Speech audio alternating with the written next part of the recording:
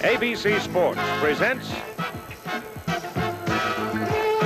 the 1981 World Series. From Yankee Stadium in New York, the Dodgers and the Yankees. The Dodgers rode home run power in the West to sweep 3 games in Los Angeles and take a 3-game-to-2 lead. Jerry Royce, growing stronger each inning in Game 5, slammed the door on the Yankees 2-1. The winning margin in Game 5, this home run by Steve Yeager. The Dodgers leading 3-2. They move into Yankee Stadium in New York tonight for Game 6.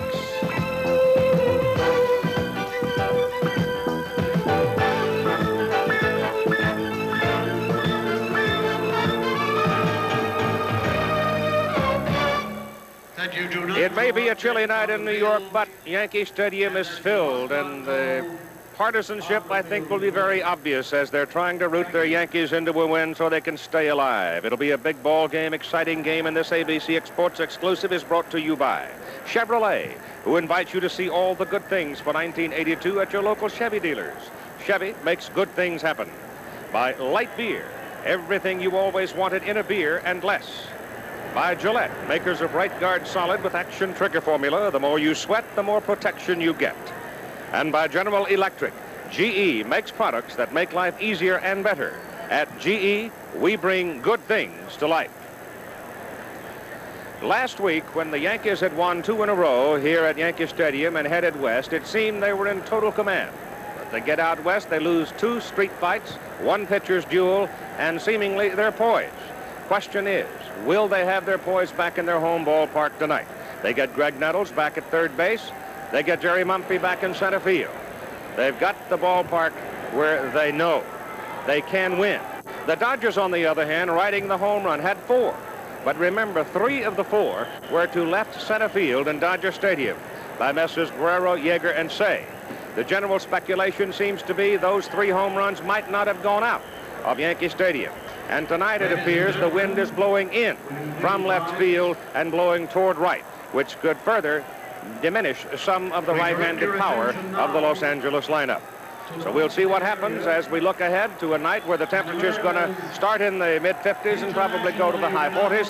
The humidity is quite high, but the enthusiasm is at a fever pitch here in the Bronx as Chuck Mangione now will lend his brilliant trumpet to the playing of our national anthem.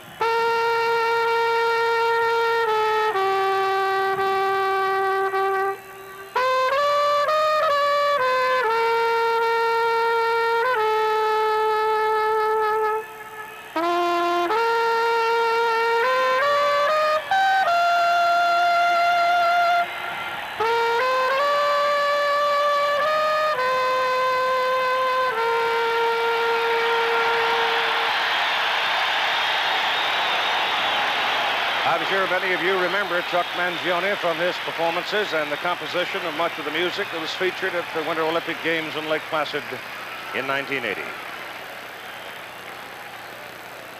The umpires have had their conference with the respective representatives and managers of the two ball clubs.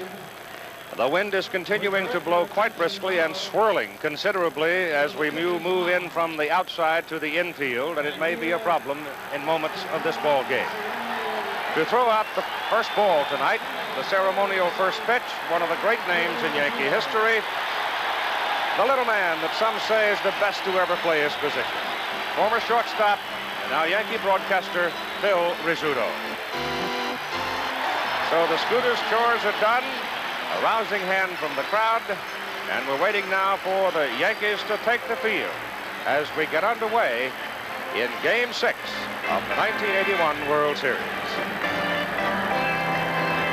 Now you can save an average $600 on the 81 Chevy Citation, America's best-selling front-wheel drive car, with new lowered 12.9% financing. And special dealer incentives let you save even more on Citation. You can also save an average of $600 on the 82 Cavalier, with new lowered 12.9% financing. So lower your cost on these advanced front-wheel drive cars now, only at participating Chevy dealers. Chevy makes good things happen. Hey, what you eating? A neat candy bar, and boy, is it crispy. Sounds good. Smells peanutty. What do you call it? Whatchamacallit? Whatchamacallit? That's right. What's right? The name. What name? Whatchamacallit? You forgot the name? Whatchamacallit, the totally different crunchy bar of peanutty tasting crisp drenched in chocolate. Whatchamacallit from Hershey. You can ask for it by name. Can I have some of that? Some of what? Well, Casey was winning, Hank Aaron was beginning, one Robbie going out, one coming in.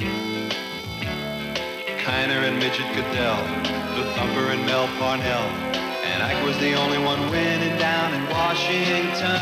I'm talking baseball, Lazuski, Campanella, talking baseball. The Man and Bobby Feller, the Scooter, the Barber, and the Duke. They knew them all from Boston to Dubuque. The preceding message was furnished by Major League Baseball. Starting lineup for the Dodgers, leading off the Catalyst, Davey Lopes, Bill Russell batting second, Steve Garvey batting third. Incredibly, back in the lineup, Roncey batting fourth. Then Dusty Baker. Then Pedro Guerrero, who authored a home run on Sunday. Rick Monday follows him. And then maybe the MVP, who knows, Steve Yeager. And finally, pitcher Bert Hooton. Keith? Tommy John has just come in now from the New York bullpen. He's took his time warming up and took his time coming in, so that's why the Yankees have not taken the field defensively as yet. So while we're waiting for them, have a look at the umpires. You'll have a National League umpire back at the plate tonight. It is Dick Stello. Dick calling the balls and strikes. American League's Larry Barnett at first. National League's Nick Colosi at second. Terry Cooney at third. American League. Down the left field line, Doug Harvey, National League. And down the right field line, Rich Garcia of the American League. A roaring thunderstorm passed through last night. When the ball game was called yesterday, it had not been raining at all, but the weather forecasters were so obvious in their prediction there would be heavy rain last night. They went ahead and called the ball game because of the wet conditions that existed from the previous day's rain. And sure enough, about 8 o'clock last night, 8 to 9, there was a huge thunderstorm that came through and pummeled the city. But today has been quite comfortable, and Bob Watson, who might be the Yankee MVP, is at first base. He's had a fine World Series, his first. Over at second base for New York, Willie Randolph. Randolph has been troublesome for the Dodger pitchers. He has not swung at a single first pitch so far in this World Series. He's really been making a pitch. At shortstop, the young man who has been quite a story for New York since Bucky Dent was hurt and done a heck of a job for them, Larry Milburn. And down at third base, the presence of this man may add a great deal to the New York fortunes before the night is done. Greg Nettles, though in batting practice he did not hit the ball deep to the right side, he hit it well to the left side. Grave Winfield, whose bat has been relatively silent so far in this series, but his defense has been outstanding in left. In center field, Jerry Mumphrey, who disappeared from the lineup in a couple of instances that raised a lot of questions, but he's back there tonight, and they'll need him with the wind whirling around out in the huge acreage, and Reggie Jackson will be in right field. Back at the plate, it is Rick Cerone, who has had a fine World Series, and on the mound, a master craftsman, Tommy John.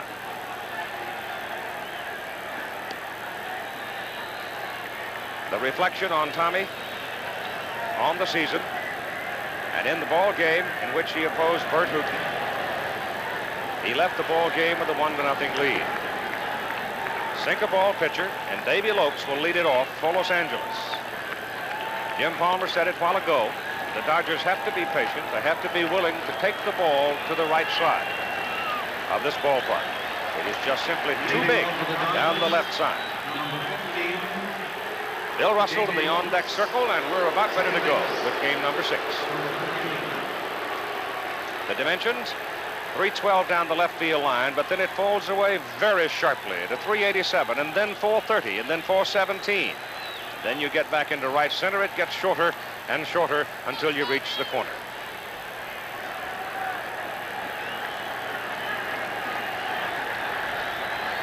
And so we begin. The Dodgers leading 3-2. And the first pitch breaks off inside for ball 1 to Davy Lopes. Manny Mota coaching at first, Danny Ozark at third for Los Angeles. Sharp shot, Nettles at third. 1 out.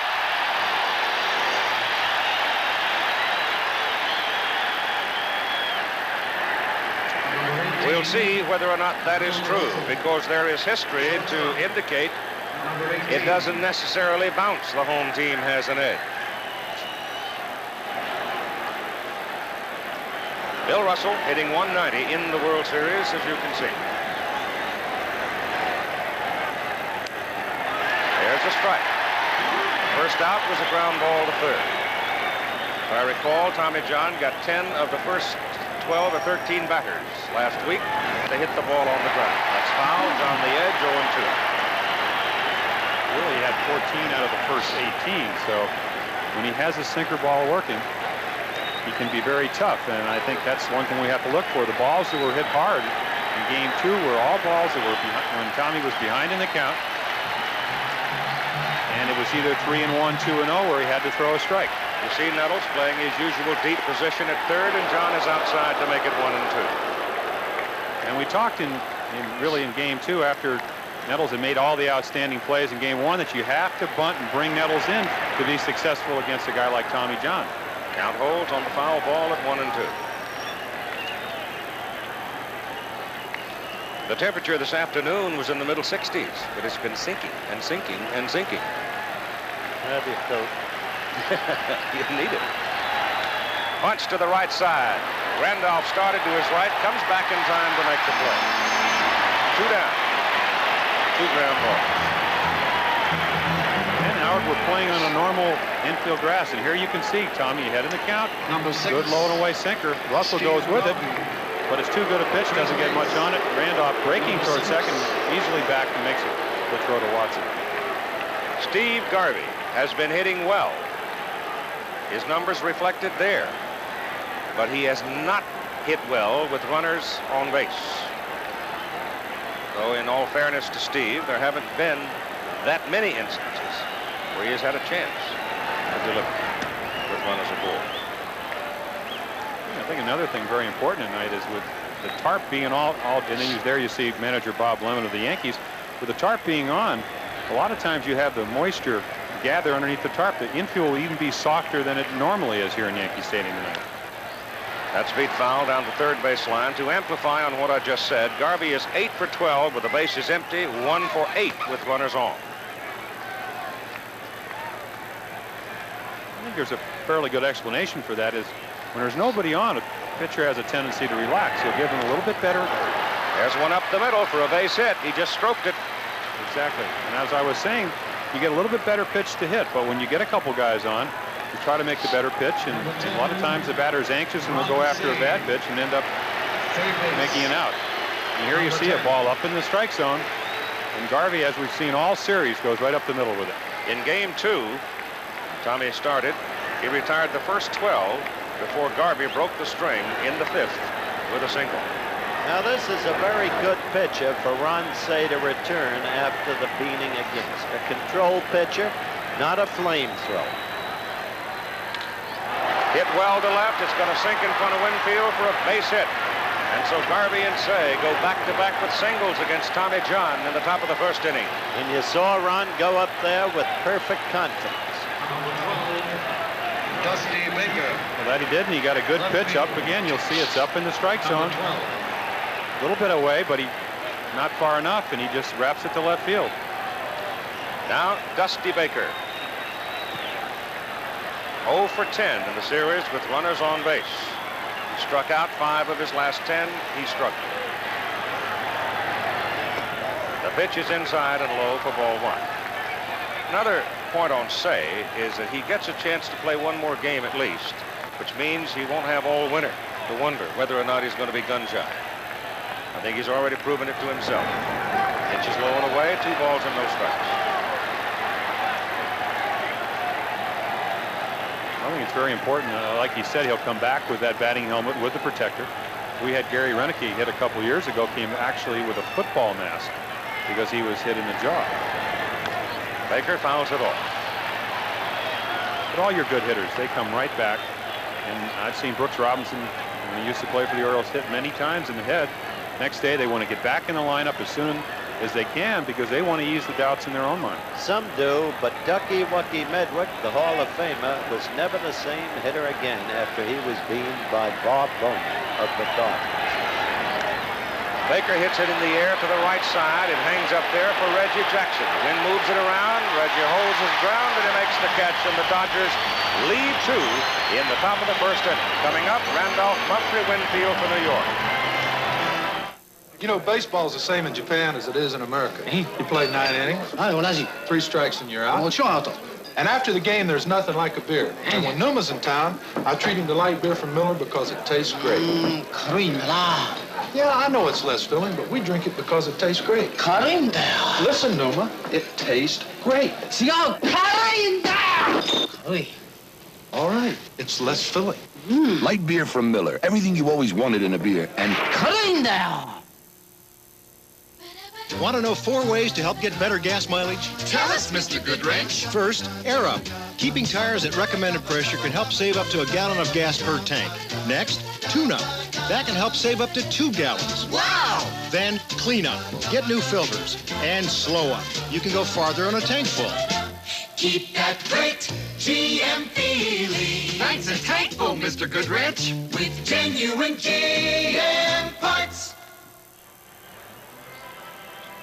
Starting lineup for the Yankees, leading off Willie Randolph. Back in the lineup, batting second, Jerry Mumphrey. Dave Winfield struggling, batting third. The big man, Reggie Jackson, batting fourth. The big man of the series for the Yanks, Bob Watson, fifth. Greg Nettles back in there, batting sixth. Rick Cerrone batting seventh. Surprising Larry Milburn batting eighth.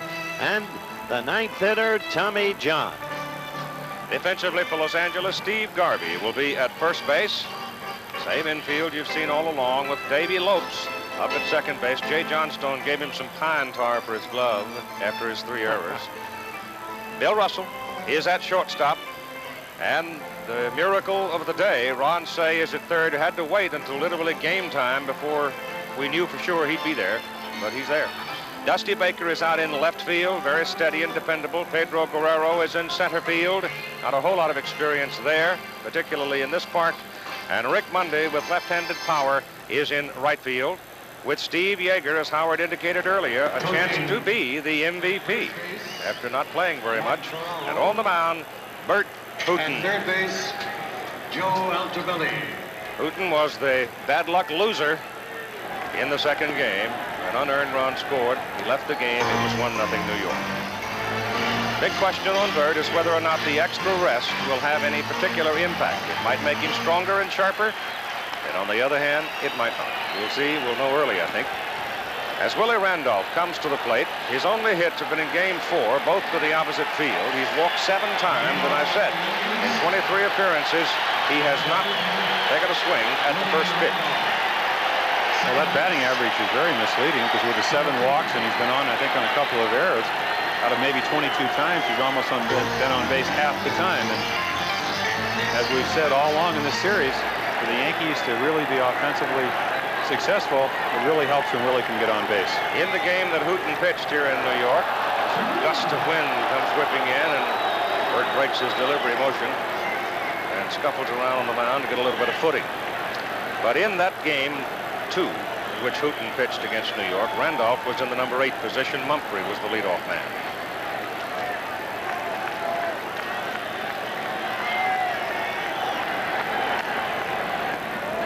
The first pitch from Hooton ducks in low for ball 1.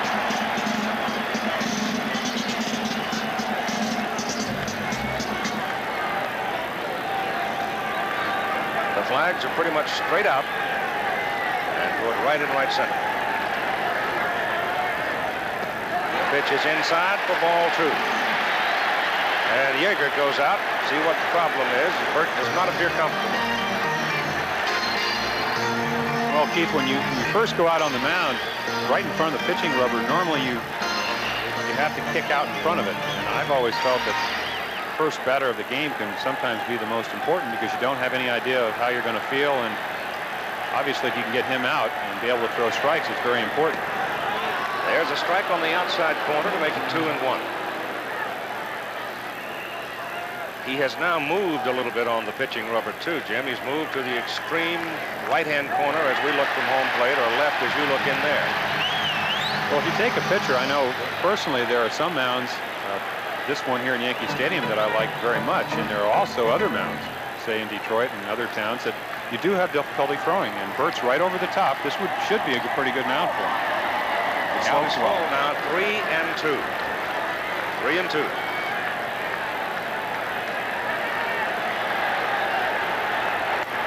Walking.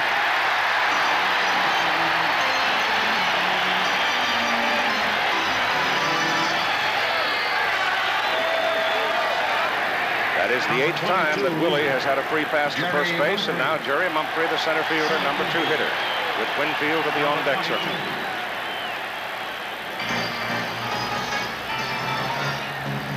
And we saw 6 pitches, and really his most effective pitch, which is a knuckle curve, he has yet to throw. Of course, the reason for that is he got behind in the count, and 3-2, wanted to throw a strike and wasn't able to. Missed with a high fastball. Dodgers expect bunt. Say in tied at third. Garvey will be coming. If Steve does not come, holding the runner, and Say does. Mumphrey was suddenly, unexpectedly benched after a torturous evening last Friday against Valenzuela, when he steadfastly refused to go with the pitch and seek to go to right. Runner goes. Pitch is swung on and missed. Yeager's throw to the left field side of the bag, and Randolph steals it.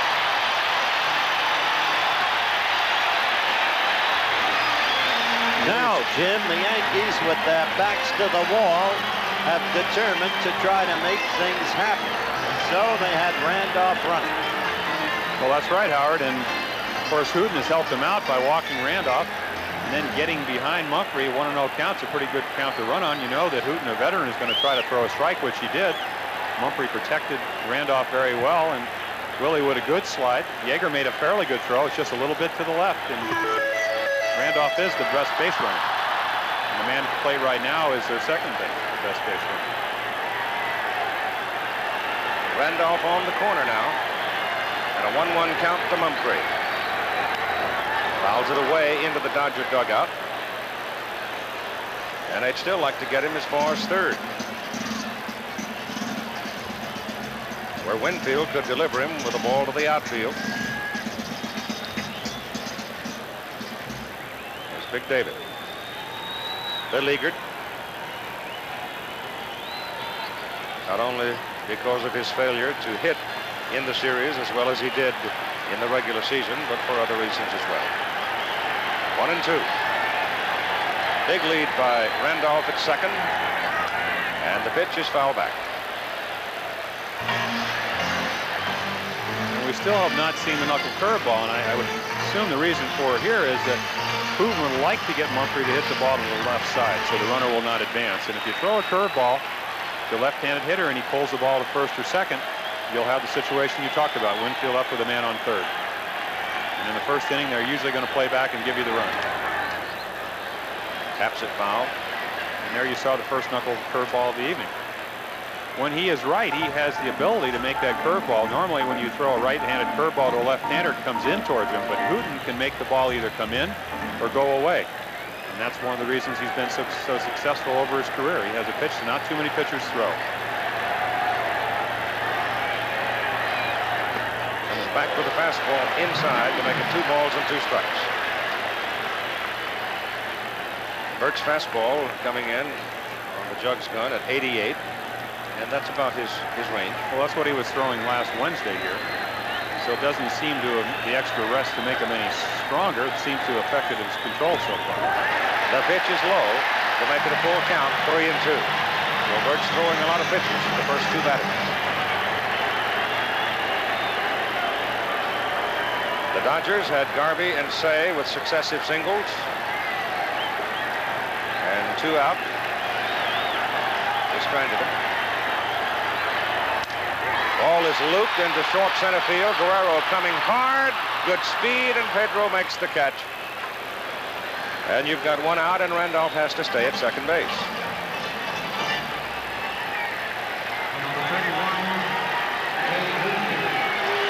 Pedro walking back a little gamely, as if he might have pulled something as he sprinted in.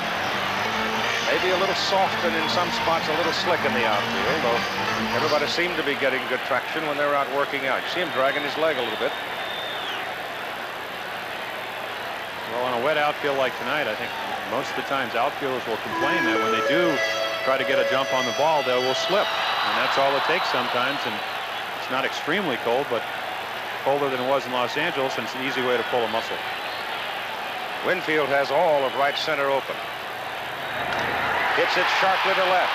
Baker has to stab it and whips his throw back in, and you've got 2 out, and Randolph is still at second. When you're in a slump, that's how it goes for you. Winfield hit that ball a shot. And Busty Baker, you see making a nice catch. What happens on line drives sometimes, they are what they call knuckleballs. Just like if you ever watch a knuckleball pitcher being caught by a catcher, you sometimes see the extreme difficulty. The ball will get out to the left fielder and start knuckling. And Baker made a nice catch. It didn't seem to be that tough a play, but as it turned out, tough ball to handle. Reggie Jackson is at the plate now. Randolph at second and 2 out. Except for the home run off Steve Howe. Everything Reggie has hit pretty much has been up the middle or the left center. And Hooten is high and tight and Dexy.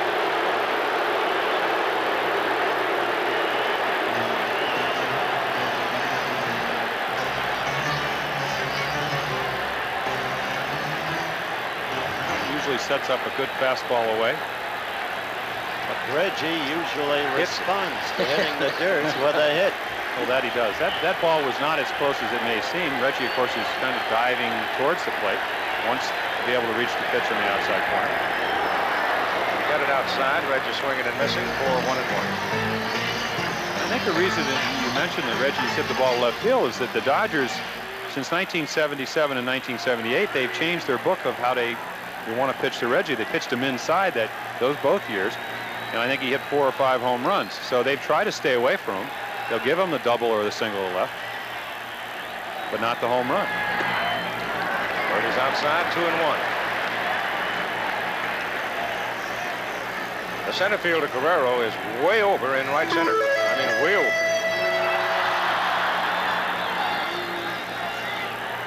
They're actually playing Reggie like they would play a healthy Greg Nettles. Yep. Way around in right center to pull the ball, even though he's hit every ball to left, which is kind of hard to understand.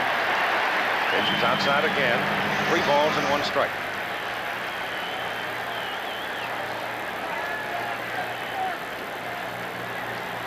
Well, he had a double down the left field line in Los Angeles, and it's wide open too because Dusty has shifted over as well. Foul back. So here's Bert Hooton now, 3-2 on another batter. First two, Randolph and Mumphrey went 3-2. Winfield lined out to Baker. Now he's 3-2 on the fourth hitter in the inning. Randolph edging off second. I think with the first base open, you might see a knuckle curveball in this situation, not giving in to Reggie. They moved Guerrero over, but it doesn't matter. Hooton blows him away with a good fastball as Reggie swings through it. And so the Yankees are turned away at the bottom of the first inning, stranding one after one inning of play, no score. Canon presents the new AE1 program. Watch Tracy Austin put Canon's new camera to the test. It's more camera, more versatile. For the pro photographer, even more advanced. And for tennis pro Tracy Austin, It's even simpler to use. Here, catch. The new program mode makes it so easy. I'm always ready to shoot like a pro. the new AE1 program, so advanced, it's simple, and more of both. Canon, the official camera of the World Series. On a summer's evening in 1924 in Lynn, Massachusetts, perhaps the most significant game in the long history of baseball was played. It wasn't the pitching that was so extraordinary, nor the hitting, and the fielding, well, it was less than exemplary. No, what made this game truly historic was the time of day. Nightfall. For it was on this night that this small group of GE engineers ushered in the era of night baseball. Baseball under the lights. And while the names of Hugo Fee and Tommy Perkins and Hank Innes will never be recorded in the Hall of Fame, it was this earnest band of GE pioneers that made possible for us all the many brilliant nights to come. GE, we bring good things to life. No score as we go to the top of the second inning for Pedro Guerrero, Rick Mundy, and Steve Yeager. Tommy John pitching for New York. And he gave up successive singles with two out to Garvey and Say at the top of the first inning. Then Baker lofted a fly ball to right field and Reggie Jackson. Keith, both clubs had first inning opportunities. The Dodgers got theirs on consecutive Garvey Say singles with two out. Baker flied to right. But the Yankees, in the pattern of those LA games, had a man on second with nobody out. They never bunted him to third. Otherwise, they might have gotten a run. And once again, they blew a wide open opportunity. That's been their history in this series. There's Bert Hooton. The quiet Texan. Tommy John delivers outside to Guerrero, ball one.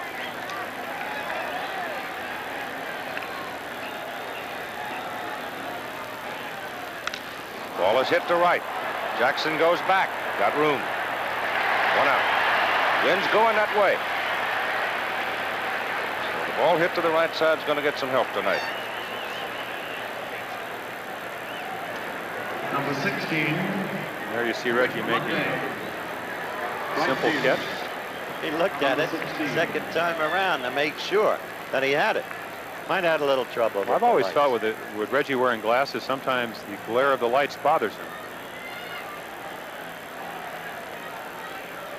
Well, here's Rick Mundy, who's 2 for 10 in the series. But he does have power.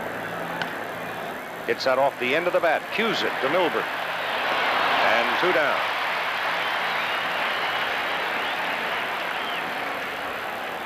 The young man with the devastating left hook, particularly to the liver area, Jerry Cooper.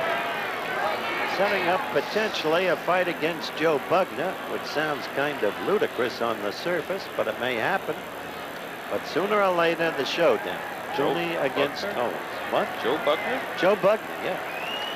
I thought you were going to ask what he has in common with George Steinbrenner, a good left. No, George doesn't have that kind of left. Steve Yeager, who hit a home run to right field at Yankee Stadium. This time he pulls it to the shortstop Milburn. Larry throws on the bounce and gets away from Watson. And Yeager's aboard. Error shortstop. Fairly simple play. We saw Milbourne in the series in Los Angeles. Throws coming up just a little bit short. There's another one, and Watson can't handle it for the error. The Dodger pitcher, Bert Hooton, wrapping his bat in fine tar.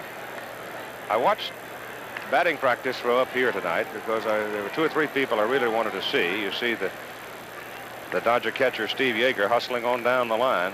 Steve has pretty good speed. You can see the ball was there in plenty of time for the out, but bounced away. But Bert hit the ball well in batting practice. This time he just squibbed it back to Tommy John. Well, there you go.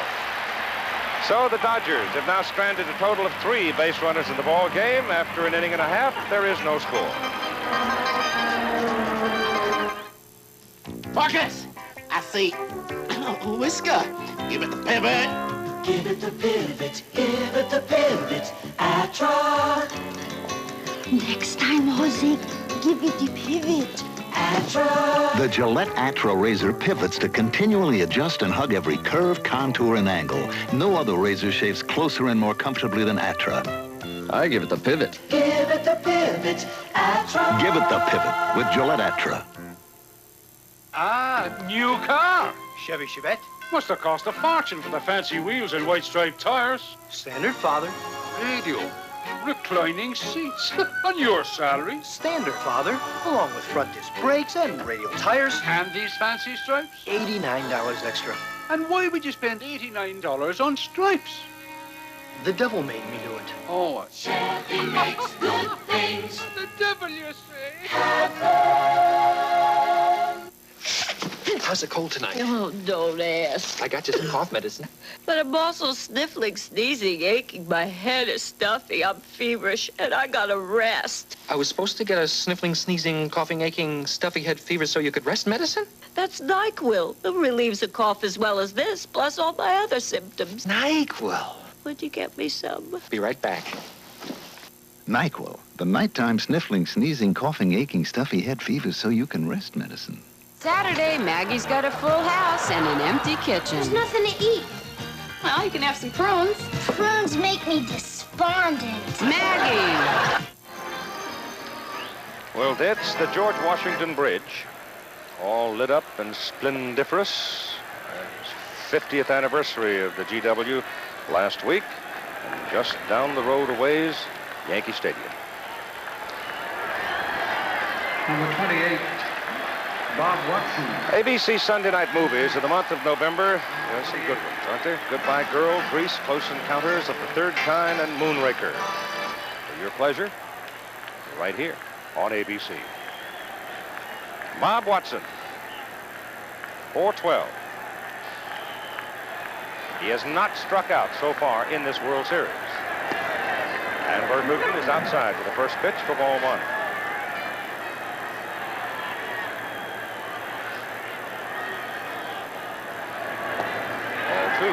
Another interesting thing about Bobby Watson and what he has done in this series, only on 2 occasions has he come to the plate with runners on base and failed to advance them.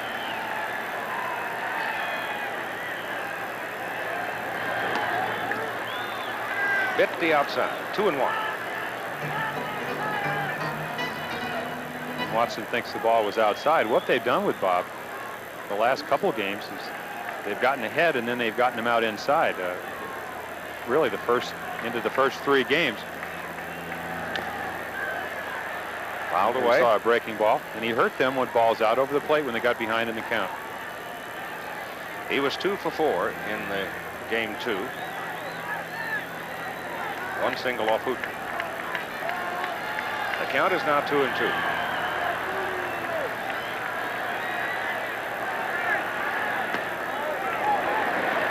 Bert Hooton continues to throw a lot of pitches. 3-2 again. That's the 4th man that he's gone to 3-2 with.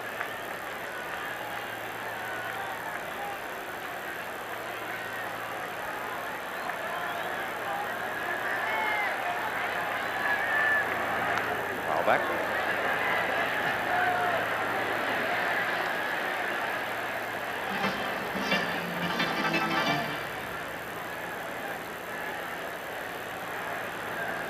Three-two pitch, no score. Bottom of the second.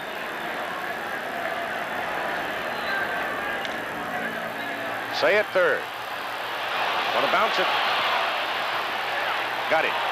Garvey took it in the stomach and held on. Goodness knows how many errors Steve Garvey saves at first base during the course of the season. Tough play for Ronnie. A long throw. Look where he is, all the way back behind the coaching box practically.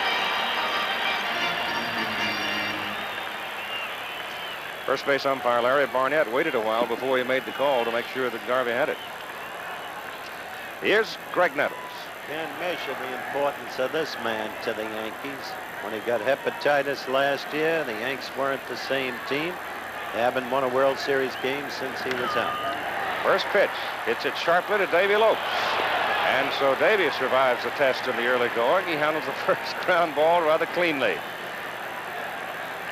You notice that Greg did not hit to the right side in batting practice, Jim, which could only mean he's favoring his thumb, and he didn't get around good on that one.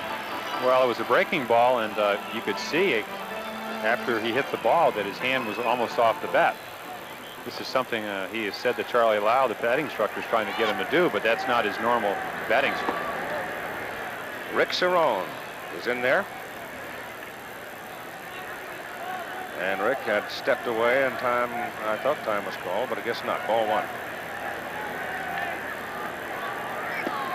There's a strike. 1-1. Dorothy Hamill.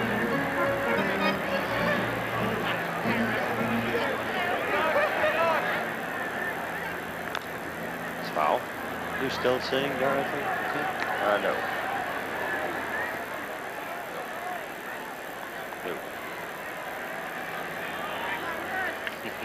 Terry Royce, who pitched an absolutely brilliant game on Sunday. Why did you say no 3 times? For emphasis. Ground ball. Shortstop Bill Russell. In the dirt again, Steve Garvey comes in it cleanly. So, Yankees go in order.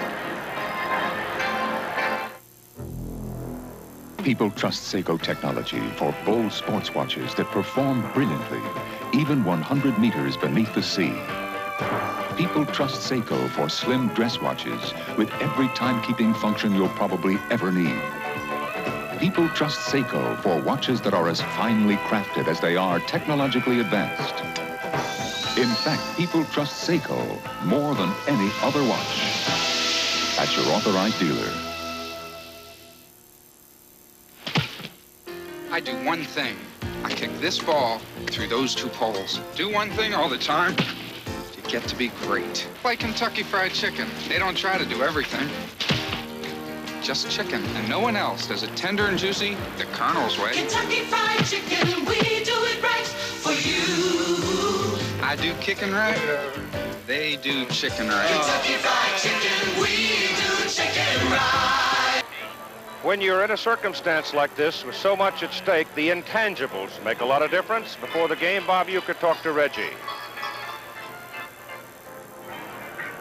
Was the emotion the same, Reggie, in that mini-series against Milwaukee when the Yankees had to win that final game? Could you compare it to this or not? I say it's about the same. I would say that we may be a little bit looser tonight so far up to this point, but Bobby, I think that the one thing that I worry about is that this ball club's come back so often, so many times. It's always won the big game or the game it had to win. And every once in a while you think you may catch a bad break or a bad bounce, a bad call, or something may go the other way in an either-or situation. And you just may run out one day, but if we get a few breaks tonight, I know the ball club's ready to play. Reggie was a bit winded when that interview was made. He had just come out of the batting cage. The game is being held up for just a moment. We have had a power hit that affected some of the lights here in the stadium, and as well as some of the operation in our television trucks as well. So there are several lights that are right now dark around the perimeter of the stadium, and they're waiting to get them back on. So the Yankees are afield, and they'll try to stay loose. And I can tell you this telecast is presented by authority of Major League Baseball, intended solely for the private non-commercial use of our audience. Any publication, reproduction, retransmission, or other use of the pictures, descriptions, and accounts of this game without the express written consent of Major League Baseball is prohibited. And today is the 55th birthday of the commissioner. picks up the phone to check out with Tom Villani in our booth. See what Villani knows about the power hit.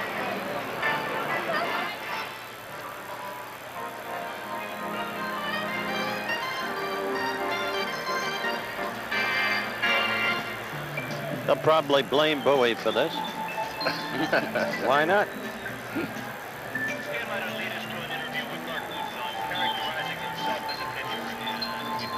So while we're waiting for the lights to be restored, Howard spent a moment or two with Happy Bert Hooton before the ball game. Bert, first of all, characterize yourself as a pitcher. Howard, I wouldn't characterize myself as an overpowering pitcher. I like to get ahead of hitters. As everybody knows, I throw a knuckle curveball, and that is my pitch. My main pitch is my out pitch, whether I throw it or not. And I've got to show hitters that I can get it over anytime I want, whether I'm ahead of them or behind them. And when I'm doing that, or even showing it to them off the plate, I think I'm quite effective. What is the knuckle curve? A knuckle curve is it is a true knuckleball, so to speak. I actually do put my knuckles on the balls, on the seams, and when I release it, I put a forward rotation on it, and I get the curveball effect on it. It's not a flutter ball like most knuckleballs are, but it is an actual curveball.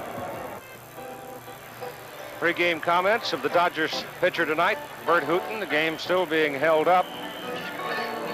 The Yankees have now come in from the field into the dugout where it's a little bit warmer. We've got a timeout. Let's take this break.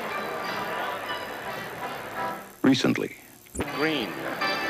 All right, we've got lights are back on, I guess. As far as we can tell, the Yankees have resumed their position on the field, loosening up. The wind continues to swirl, and you're getting some paper, bits and pieces of debris blowing around. This is the coolest night that we have had, and it's also the least settled as far as the weather conditions are concerned.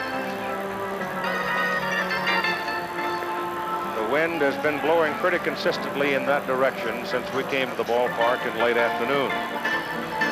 Tommy John back on the mound now to loosen up. Tommy threw only 5 pitches in the second inning. He threw 15 in the first. Bert Hooton, on the other hand, has thrown a lot of pitches up there. Bert had 21 pitches in the first inning. He threw 12 more in the second, so he's thrown 33 so far in the ball game. And we've been delayed here now the better part of 8 minutes. Didn't bother Tommy. He told the umpires he was willing to pitch with the power failure. I'm sure.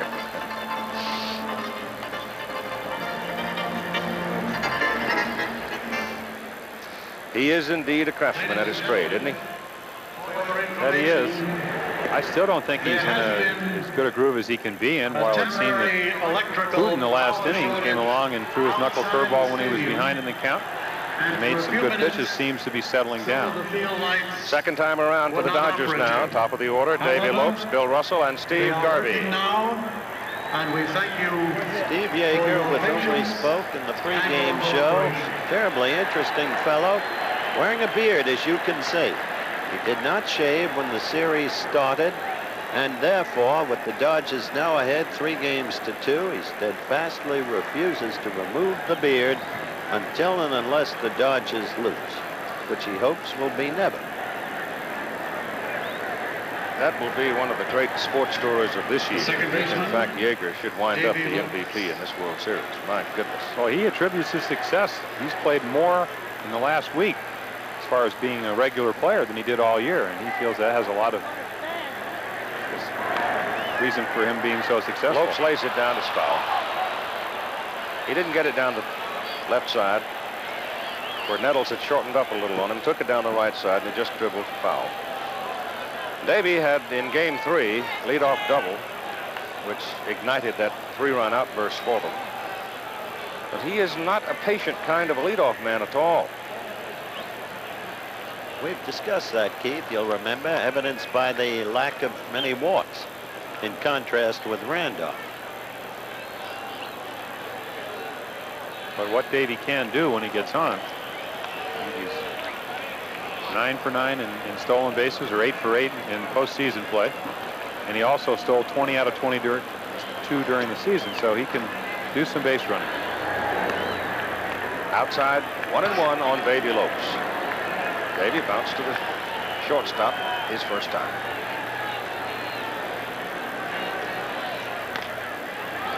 Nettles going to cut it off.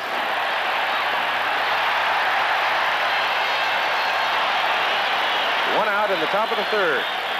With the play around home plate at Dodger Stadium, Jim, that might have gone down the field line. We saw Nettles come in, and again, a nice play. Very important, not only the first hitter of the inning, but also Tommy John's had trouble with Steve Garvey, and 2 for 3, and he got a base hit already tonight. Russell goes to right, gonna sink for a base hit. That's hit number 3 for the Dodgers.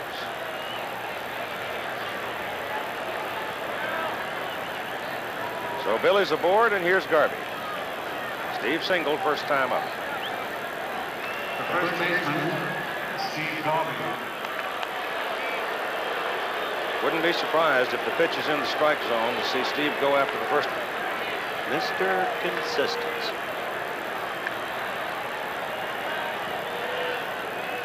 Tommy does like to get a strike on the first pitch. I think another thing we can look for, go back to the Houston series where they were struggling in the 5th game. Tommy hit and run with Steve, try to get something going off Nolan Ryan. He hit a single in the right field, first and third situation. Russell goes, ball bounces, he's out. Garvey swinging and missing. Well, that's your hit and run right there. Tommy made a good pitch with a breaking ball. Garvey couldn't lay the bat on it, and Russell, even though the throw bounces, is out easily at second. He was counting on Garvey being able to get some wood on the ball, and hopefully, with the infielders moving, get the ball into the outfield and create that first and third situation. I hope the fans noticed that Bill Russell did exactly what you suggested at the advent of the contest, Jim. Went to right.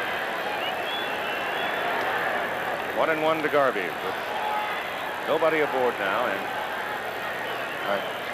2 up. Now that makes it look like Steve can hit, or it hasn't been hitting in the clutch, but that's really not representative. He's a hitter. Fouled at the plate, make it 1-2. Steve 3 out of 4 against Tommy John.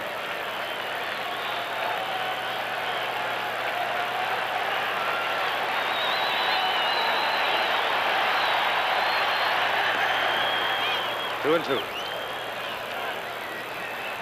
What's so unique about Tommy John is that everybody knows what he's going to do. One of the writers asked Manny Mota, the hitting instructor for the Dodgers, how he'd hit him. He says, I wouldn't swing. That's a little tapper at third. Just barely. He was lucky, Mr. Nettles, on that one. Well, he couldn't have made that play on it. Exactly, and that's why he let the ball go, and here's experience. He knows he has no chance of throwing Steve out, so he lets the ball, and as you said, look at, missed it by about an inch. If it hits the bag, it is a fair ball. And that's where he was lucky. Exactly.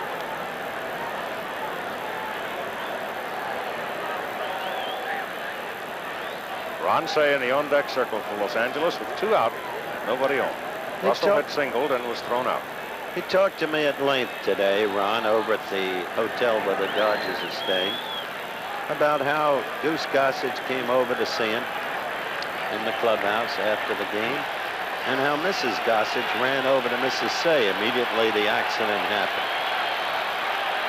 2-2 pitch. Garvey hits it in the air to center field for Mumphrey. And there you have it. After 2.5 innings of play in Game 6 of the World Series, no score at Yankee Stadium. We'll open your eyes. Great picture. What kind of... RCA Color Track. Thought they only made the big ones. Guess you thought wrong. I have an RCA. Really? Big projection TV. Let RCA open your eyes. Really? From our smallest color track to our giant bright projection TV. What do you think? The picture's gorgeous, Bob. George. We'll open your eyes, RCA.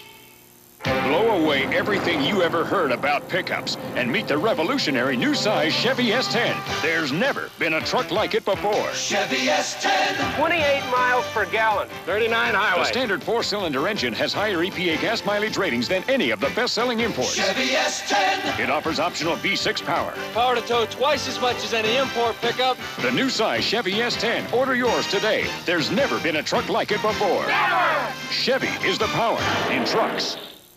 Now there's a place where they have their own authorized mechanics, quality parts and service, and prices you can afford. Now there's K-Care, found only at Kmart. Why not change to the tire you don't have to change? The KM Special Radial, with 2 fiberglass belts and aggressive tread design. Goes through rain, mud, and snow, yet rides smooth on highways. Now the KM Special is sale priced as low as $31.97. Hey, we'll even rotate them every 5,000 miles at no charge. That's K-Care, only at Kmart.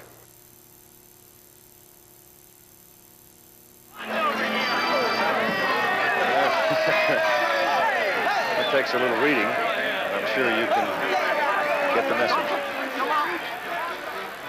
Larry Milburn, Tommy John, and Willie Randolph for New York. Bottom of the 3rd inning, no score. Bert Hooton has thrown 33 pitches so far in 2 innings.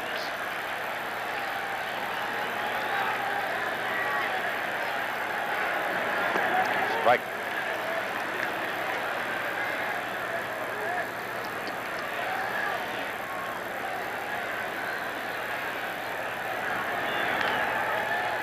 To Garvey. He'll do it himself. 1 out.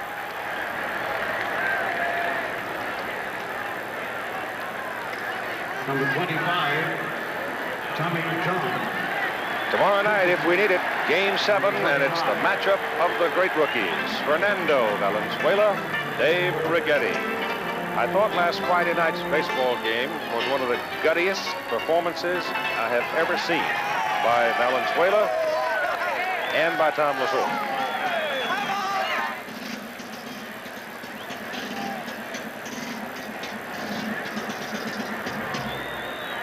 Here's TJ. You realize Yankee pitchers or the pinch hitters have come up with 20 runners on and produced no hits? What did you say, Jim? They're 0 for 35 or something like that? There's Fernando, who will get the call tomorrow night. Fernando in his hideaway. Otherwise, his next start will probably be opening day next year. That's right. 1-1, 2 strikes. Newton has settled down. I think something we'll have to watch for is in the 7th inning of the Wednesday game, he walked 3 batters, usually an indication of getting a little bit tired. He's not known for completing games, so even if he does pitch well, we will probably see the Dodger bullpen at some point tonight. Which I think has been buoyed some by the presence of Forster. Terry has pitched well on the occasions he's been asked to do so.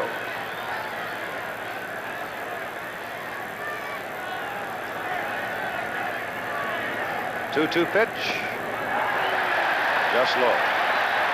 So that's what, 5 times he's gone to 3-2 on a New York batter. It's not something you want to do as a pitcher because you just have to move the ball in the middle of the plate a little bit more, and when you do that, you give up more hits. That's fouled away by Tommy.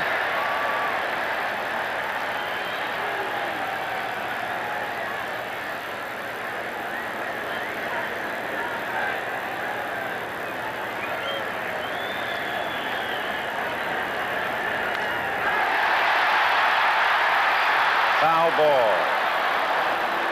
TJ thought he had one. Oh, he thought he had one. He was already pumping for second. Rick Mundy fetching it out of the corner.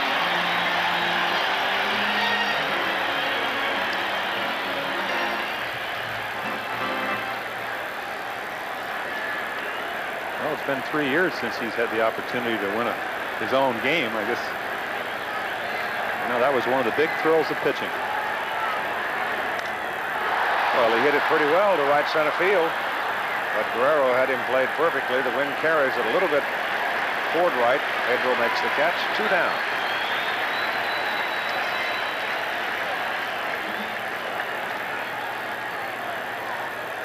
Now to the top of the order. And the second time around for the Yankees, Willie Randolph. Walked his first time, stole second. Therein lies part of the tale of the game so far. Yankees didn't get him to third, or Winfield could have produced him. Pitch is high and away, ball one.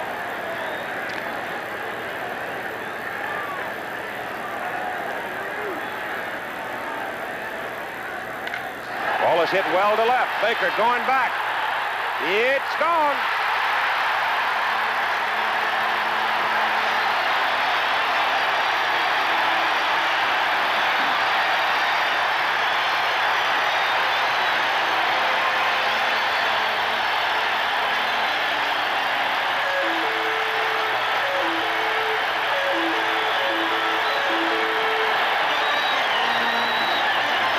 See a low fastball behind in the count, wanted to throw a strike. Willie, a good fastball hitter, jumps on it. Line drive into the left field seats. Out of here at about 375, his second home run in the World Series. One hit, one run.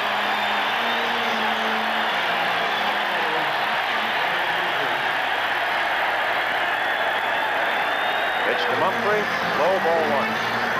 Standing on the mound saying, why couldn't he just been a line drive for a base hit to left instead of going out of the ballpark?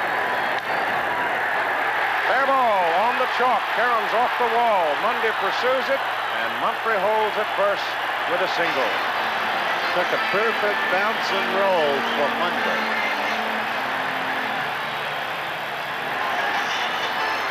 Oh, the Yankees rattlebird a little bit with two out in the bottom of the third. Randolph's home run for a 1-0 lead. Mumphrey's aboard, and here's Dave Winfield.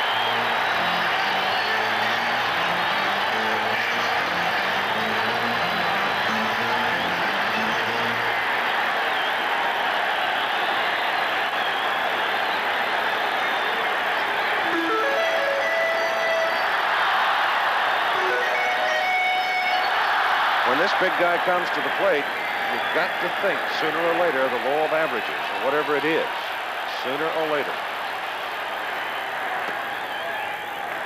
Baker bluffs the throw. Mumphrey back on his hands and knees at first base. Ball one. I'll be interested to see if they run Mumphrey. They ran Randolph in the first inning, indicating a change of strategy, an aggressiveness they didn't have in Los Angeles. We may see it again here. Pitches inside. Mumphrey made no move. 2 balls and no strikes. Joe Altobelli comes out of the third base coaching box, comes up the line. Winfield turns and has a good look.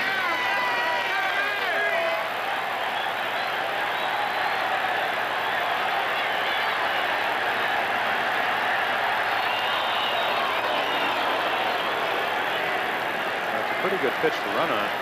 2-0, you know they're not going to pitch out, or you would think not. Also, Wooten's probably going to throw a strike here. Doesn't go, and he misses. 3 balls and no strikes. 50 pitches now by Bert Wooten, and you get activity in the Los Angeles bullpen. Action, that's it, in the bullpen. Terry Foster, as Pete suggested. Dave Stewart with him.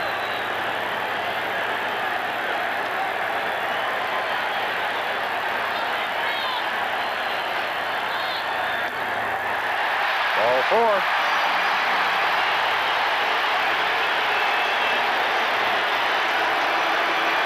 There's the Dodger pin. Lefty is Foster, the right-hander Stewart. Here's Reggie Jackson. And the primarily New York crowd is up stomping. Yankees lead 1-0. Randolph's home run with 2 out at 375 feet to left field. Jackson his first time struck out swinging.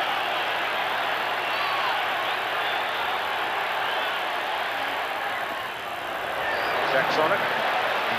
Ball 1. And you can see Hooten wanting that pitch. Anytime you're pitching and you have 2 men on, 2 outs, trailing by a run, and you make a pretty good pitch on the outside corner with a guy like Reggie up there, you want every strike you throw, or at least you thought you throw. And both Yeager and Hooten thought that was a pretty good knuckle curveball on the outside corner.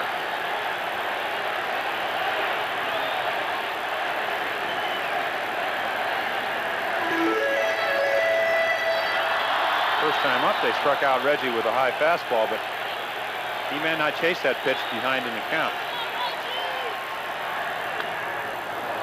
Fouled off. Count is 1-1. Willie Randolph at second. Willie Randolph hit the home run, and Mumphrey at second, and Winfield at first.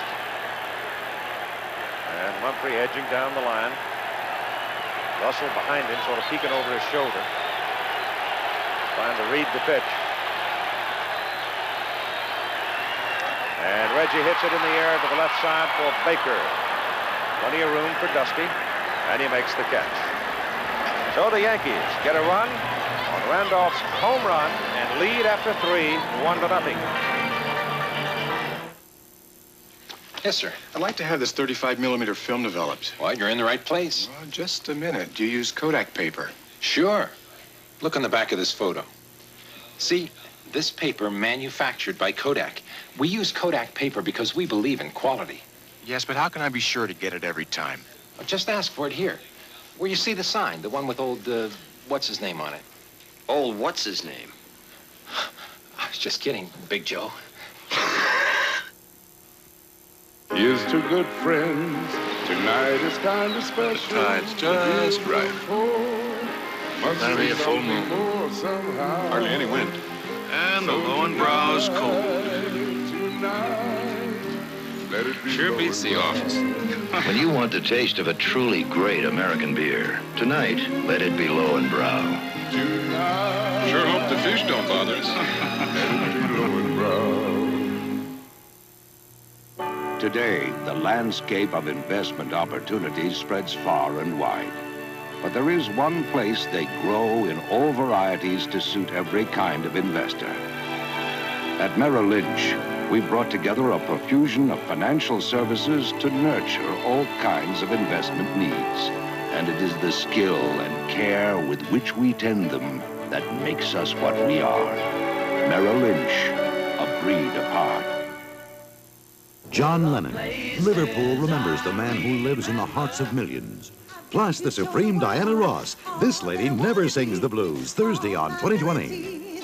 There's so much more to me. It'll be Ron Cey, Dusty Baker, and Pedro Guerrero for Los Angeles in the top of the 4th inning. New York leading as a result of Randolph's home run. The line score 1-2-1 by the Yankees, and New York is stranded 3. For Los Angeles, 0-3. And they have stranded 3 against Tommy John. So the Dodgers have grown accustomed to being behind, and they are in their accustomed place. Yankee fans no longer count on anything when the Yankees move ahead, especially by only 1 run.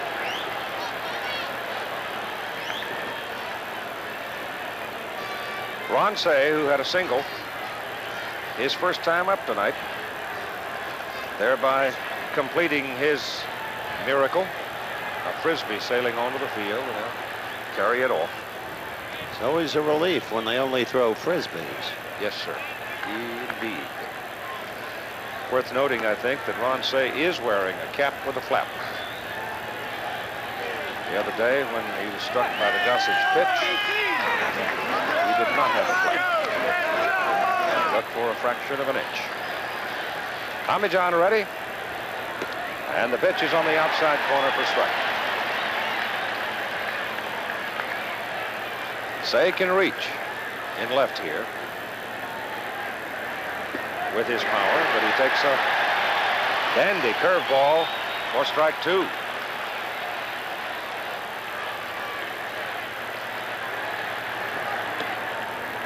One and 2. I flew back with Ron the other day on the plane coming back to New York. He was playing cards and seemed to feel fine. Swings and misses and strikes out on another sharp breaking sinker. Just And here you see the sinker just kind of fades away. And Ron Cey swings right through, way out in front. And there you saw Tommy John get ahead of him with a breaking ball. Missed with a sinker. May have been looking curveball. Came back with another one for strike 3. Dusty Baker. Right center, base hit. Well, Dusty has not had that pleasure very many times in the series. As he came to the plate, he was 2 for 19. He's now 3 for 20. Center fielder, Pedro Guerrero. Now the young man who tied the game with a 1-out home run after Baker had fanned against Ron Guidry in the 7th inning of the 5th game. And boy, did he crunch it, Keith. Those folks sitting in the left center field pavilion must have had quite a thrill to have 2 shots come at them like that. Bang, bang, almost in the same place, it looked like. Hit well to left. In Winfield, right place. And you've got 2 out. Like the way that kid swings, Jim. Well, he's a good fastball hitter. The first time he threw him a bell-high fastball away, line to right. Here you can see the ball's up in the strike zone. He gets his arms extended. And pitching can be sometimes a lot of luck. And that ball's hit right on the nose, right at Winfield. Rick Mundy now with 2 down and Dusty Baker at first. It seems that Tommy John is making some good pitches, but doesn't seem to be as sharp as he did last Wednesday night. At least to me. The results been the same though. Maybe he'll settle down. Jerry Royce did. That was a heck of a game when Jerry pitched, wasn't it? He got stronger and stronger and stronger. Exactly the point, Keith. Brilliant game. Folks got him in trouble early, but that's what happens. Jerry Royce has been 15 seasons playing professional baseball. Tommy John has been around for ages. Got a brand new arm, though, yes, Jimmy. Exactly. Gets more effective as he gets a little bit tired. There's a strike. Terry Mundy. Monday's lady.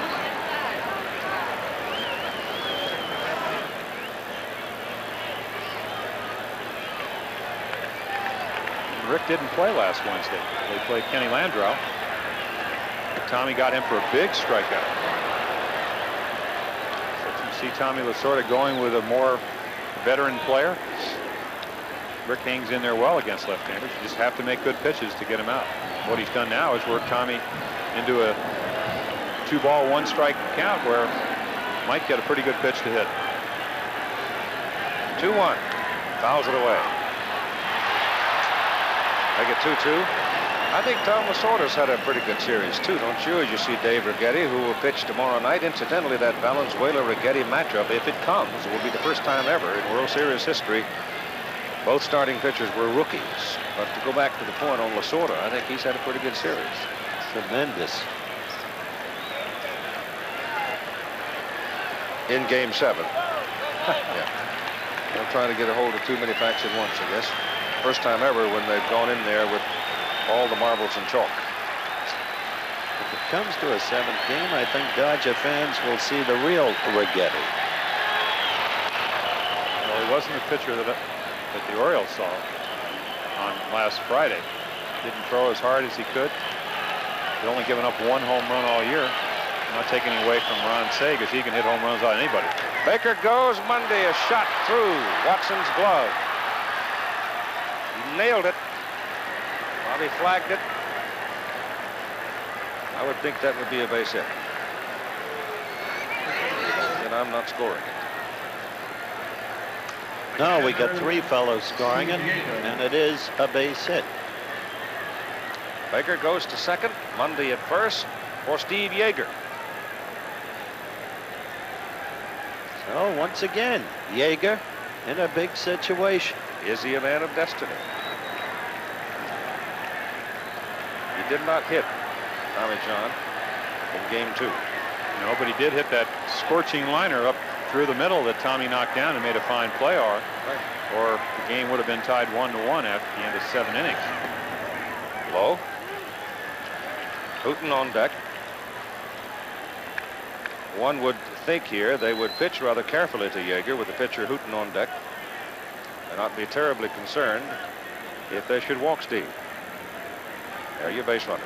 Yeah, I think the only thing they could be concerned with is that the tying run now is at second, and the minute you walk them, as we said, Hooten swings the bat pretty well. You do put the go-ahead run at second base, even though it is early in the game. They pitch to him. He hits it into left field for a base hit, and here comes Baker. The game is tied. So he does it again. Remarkable.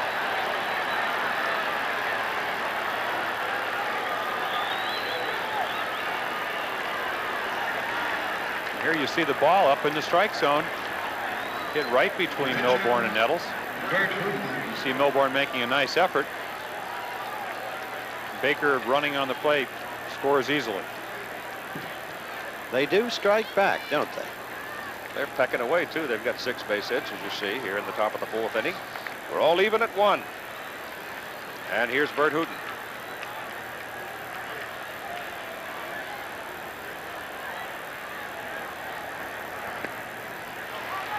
A strike.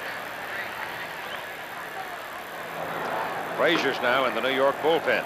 Young man who pitched well. It's what I saw of it in the game in Los Angeles the other day. Foul. Strike 2. 2 out. That he did, Keith. He pitched well both Friday night and Saturday night. He had Astro Clay Infield got him on Friday night, and the combination of maybe the wrong center fielder. Bobby Brown went in for defense, had trouble with a fly ball. As it turned out, he ended up losing both Friday and Saturday, even though he pitched well. 2 strikes to Hooten, 2 on and 2 out, and it's outside. A 1-1 ball game.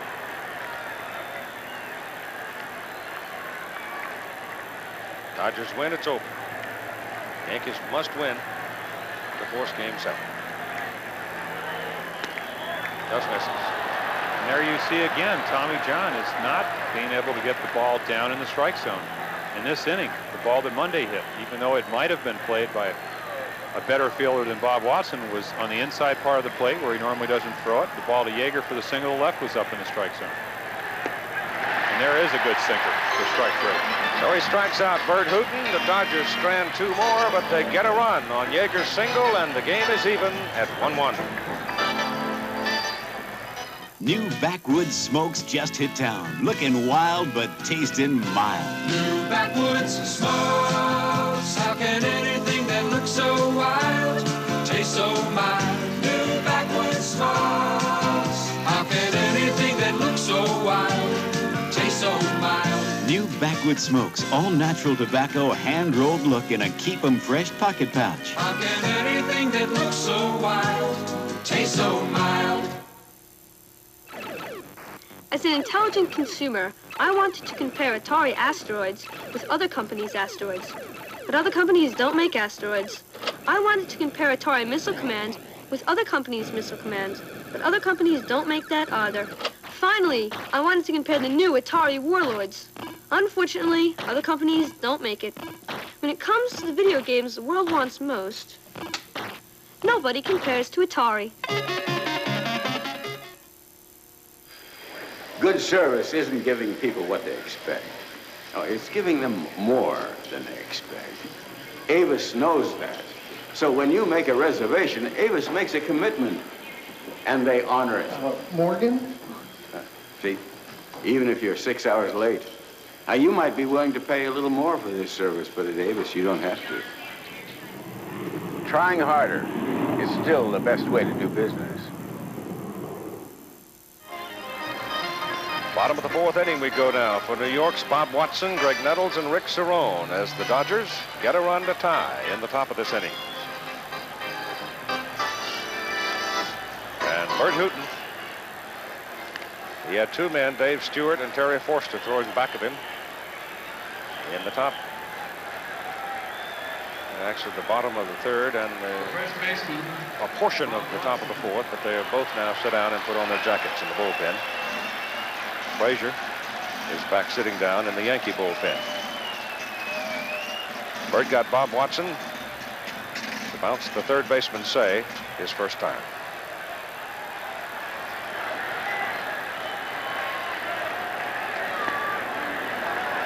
Strike one.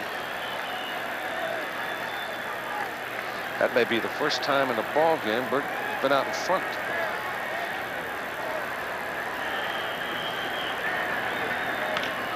To the shortstop, Russell.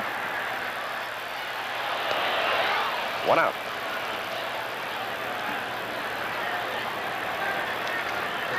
Well, it's another one of those games that's just beginning to simmer and simmer and bubble. So much at stake. Greg Nettles at the plate. Thing to watch here is whether or not he can keep his top hand on the bat. The sore hand. The left one. Foul back. And there you saw Hooten go right in on his fist in last Wednesday's game. He moved the ball around, and this is when, of course, Greg's hand was healthy. Ended up striking him out inside. I thought you could see that Nettles winced. Foul back out of play. Again, there you saw him take his hand off the bat. Face showed a little pain on the earliest swing. Well, I was told that his hand is broken. He has a hairline fracture on the inside of his thumb, and you can see there the hand not on the bat. And it doesn't seem to me that Nettles is going to be the home run threat that he normally is. Just cannot. To hit home runs, you have to have that top hand. That's hit down the line in right field to the corner. Nettles will take a turn. Monday with the ball. Nettles going for two. He'll stand. He doesn't choose to stand. He goes in on his thumb. He had plenty of time. What did you say, Jim? I said he's only going to hit doubles tonight, Howard. Well, what do I know? He hit 9 home runs off him in his lifetime. I ought to be an expert on it.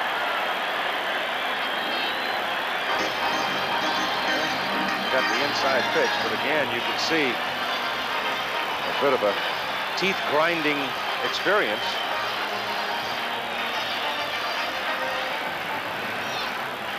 Ball did not carry him well off the wall for Monday, and though Greg chose to go in sliding, not knowing exactly where the ball was, he was in easily. And Hooten is in with a strike to Rick Cerone.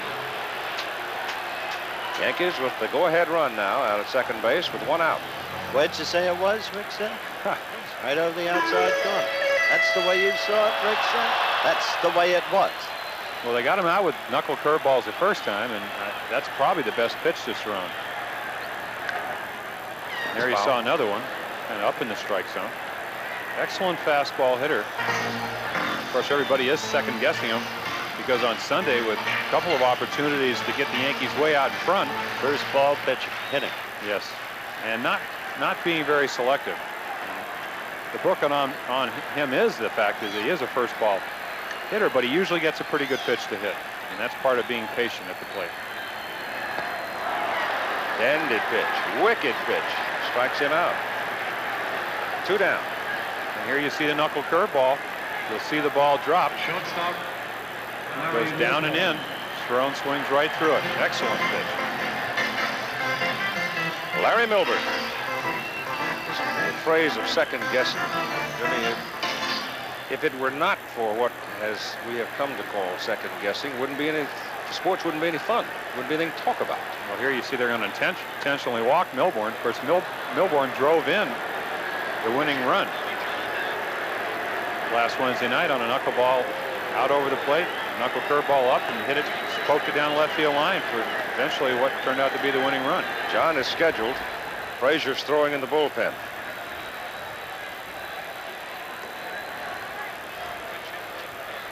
TJ took off his batting helmet. Lemon is asking Tommy John how he feels. Lemon is not disposed to take out one of his aces this early. He's also sensitive to earlier criticism that he's gone too long with his pitch. And there you saw Tommy wave. I think he's through for the night. Yep.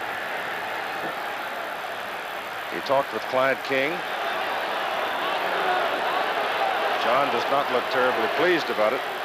No, he doesn't understand it. He doesn't agree with it.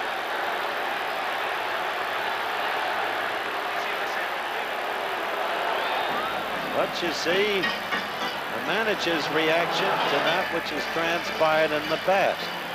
Now, if Lemon's going to put up a pinch hitter, It is Bobby Mercer. Somebody has finally checked out because Bobby Mercer has a marvelous career batting average against Bert Hooton. He is 13 for 34 at 382.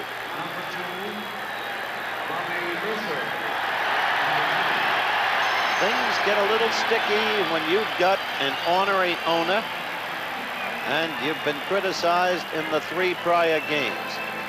So Lim is much more quickly reactive tonight.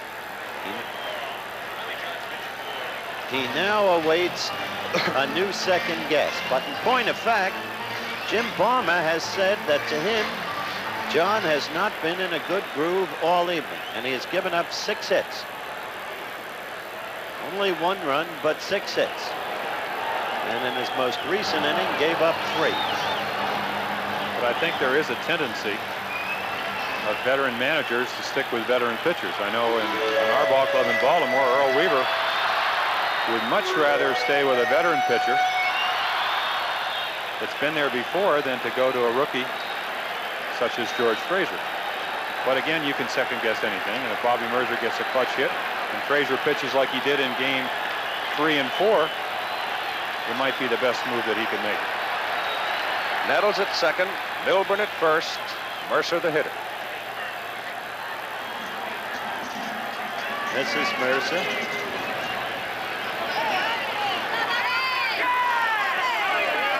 Oklahoma Bobby is up there.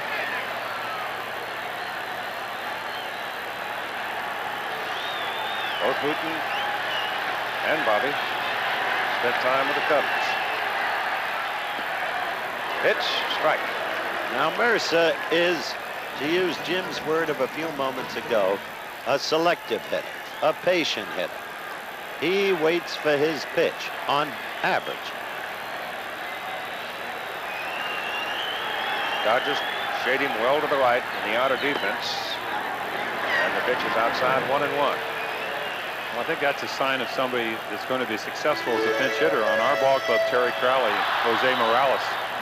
Terry has like 90 lifetime pinch hits. Jose, I think, 100. They go up there and look for a pitch that they think that they can hit. It's what you call self-confidence. Ball is hit well to right. Mundy has room.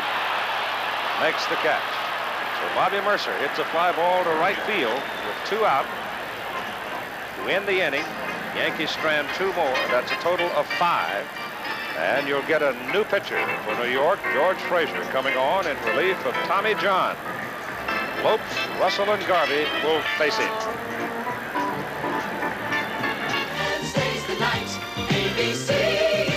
Fire it in. It's the season premiere of the greatest American hero. You guys ever had a dream? Baseball's got a new legend and a super fastball that could bring the World Series home. Then, in a special 2-hour premiere. Who are you? Lee Majors is Hollywood's hottest stuntman. Sometimes I'm Robert Redford. Catch a new spirit of action and adventure, The Fall Guy, 1 week from tonight.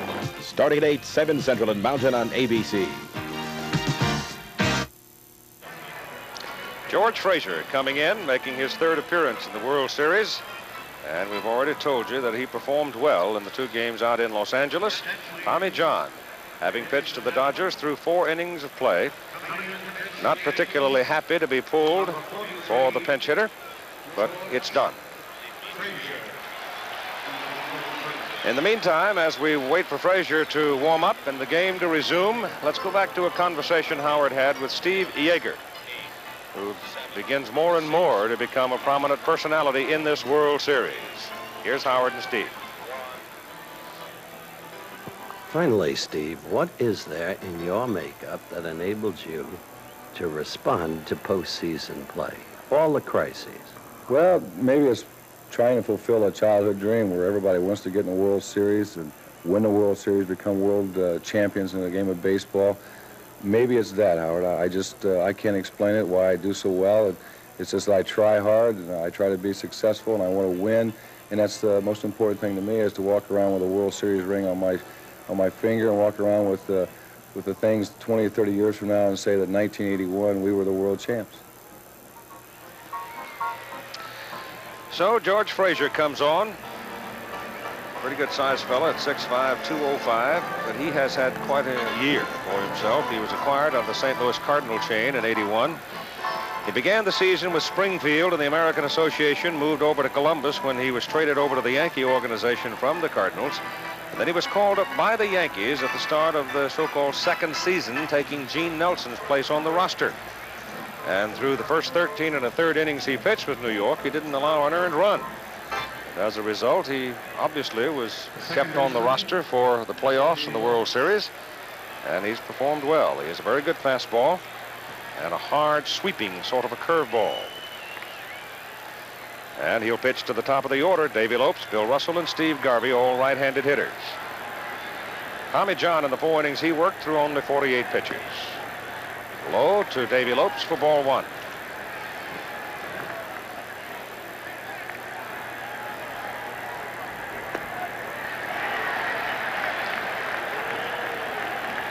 He comes out of the bullpen throwing at better than 90 miles an hour. There's a strike. 1-2.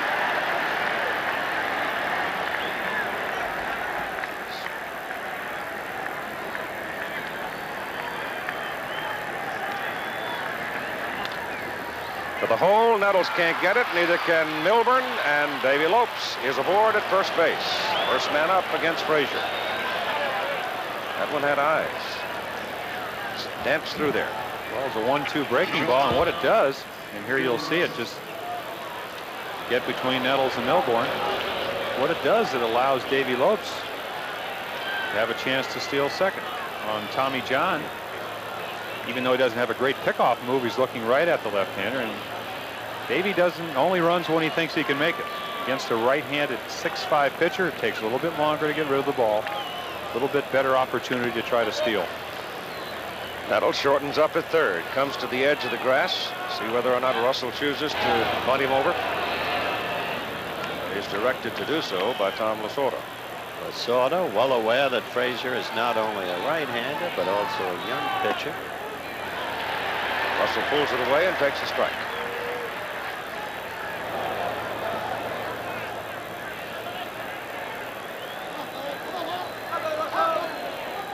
Nettles coming in to talk to the young pitcher. Lopes coming off first. A 1-1 ball game. Dodgers up, top of the 5th inning.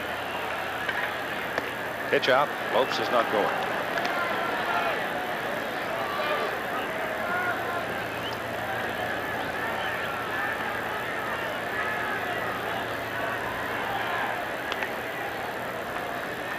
Against Gossage, the count was 0-2. Davy got a stolen base. Against Russell, he went on 0-1. Against Davis, he went on at 0-1. He's got 1-1 now. Russell bunts, and it stays fair. Watson picks it up, steps on the bag, and gets Russell, and Lopes is over at second. And they especially have to watch him on second base. One of the pivotal plays in the Saturday ball game was stealing third base. Third base. In which, as we said then, is probably the easiest base to steal. You don't have somebody holding you on as closely. And here Watson, you see him taking the out. The last thing the Yankees want right now is a big inning. If this runner, Davy Lopes at second, would happen to score, they're still in the ball game. Plenty of time to get the tying run and maybe go ahead, but just don't want a big inning in the 5th inning because it puts you right out of the game. Pretty tough customer up there now, and Steve Garvey. 1 out. Ball is hit high in the air to left field for Winfield. 2 down.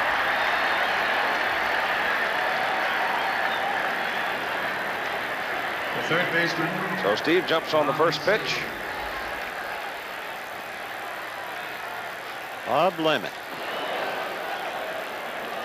I wonder if he has any doubts within himself. He's only human as to whether or not he should have taken out Tommy John. But when you're second guessed from here to heaven and back, you begin to feel, I guess, deep within you, you've got to do something. Maybe even against your own impulse. But I think any manager watching Tommy John struggle through the first 4 innings, I mean, he made the right move. He sent up a guy, like you said, Mercer, who Good track record against Hooten. It didn't turn out well, but I think it was well conceived. Over the mound. Bad bounce. Can't handle it. Lopes coming. 2-1 Dodgers.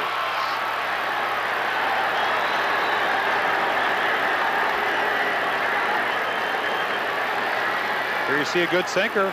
Just chops it up the middle. Hit right on the edge of the grass. And there you saw it kicked right. Yep. Hit right on where the grass and the dirt meet. And he just skipped right between them. Seems uncanny, doesn't it? The way their ground balls are going, part of this whole momentum they developed in Los Angeles. 2-1 Dodgers as Dusty Baker takes a strike from Frazier, a base hit for Ron Cey. It seems like most of the bad things that happened to the Yankees happened when George Frazier's on the mound. I'm sure he's talking to himself. Pitch is outside. It is strange, isn't it?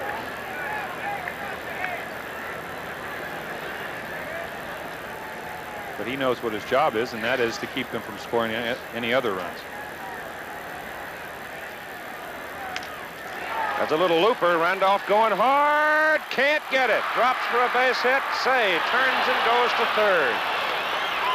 They're just picking his bone. It's agonizing, must be, for the Yankees. They haven't had a well-hit ball this inning. Not really.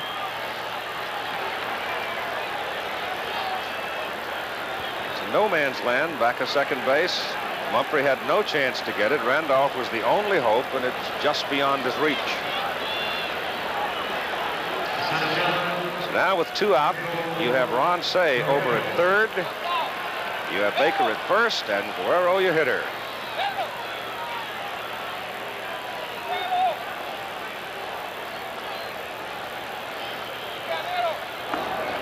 Ron Davis is up in the Yankee pen. Rudy May up near the wall, the left-hander, and both of those gentlemen had to profit from the rainout, I would think. Guerrero hits it high, hits it deep to left center field. Mumphrey on his horse, going, can't get it. Cey scores from third. Here comes Baker, rounding third. Guerrero heading for third, in with a triple, and the Dodgers have got the big inning going. Well, you have to feel for Bob Lemon. You simply have to.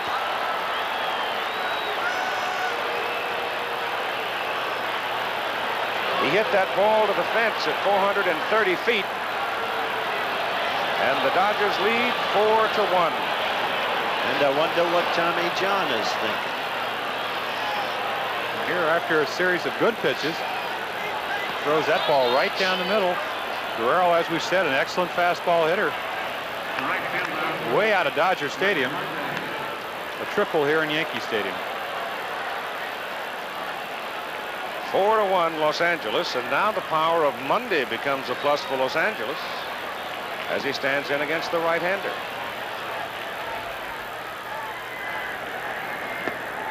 Low for ball 1.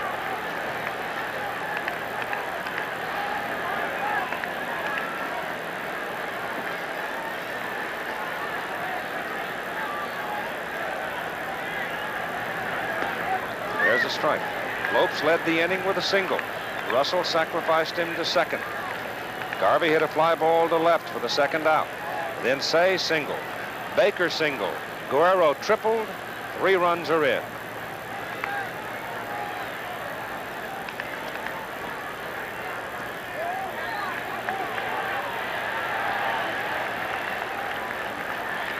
One and 2. Appeal at third, and they get the call from Terry Cooney. Silence in Yankee Stadium is like a tomb. New York won the first 2 here. The Dodgers went home, won 3 in a row. Rained out last night. Now the Dodgers are sitting on a 4-1 lead.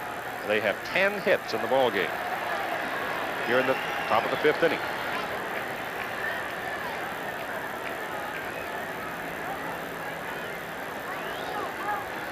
Davis and May continue to throw in the New York bullpen. After Monday comes Yeager.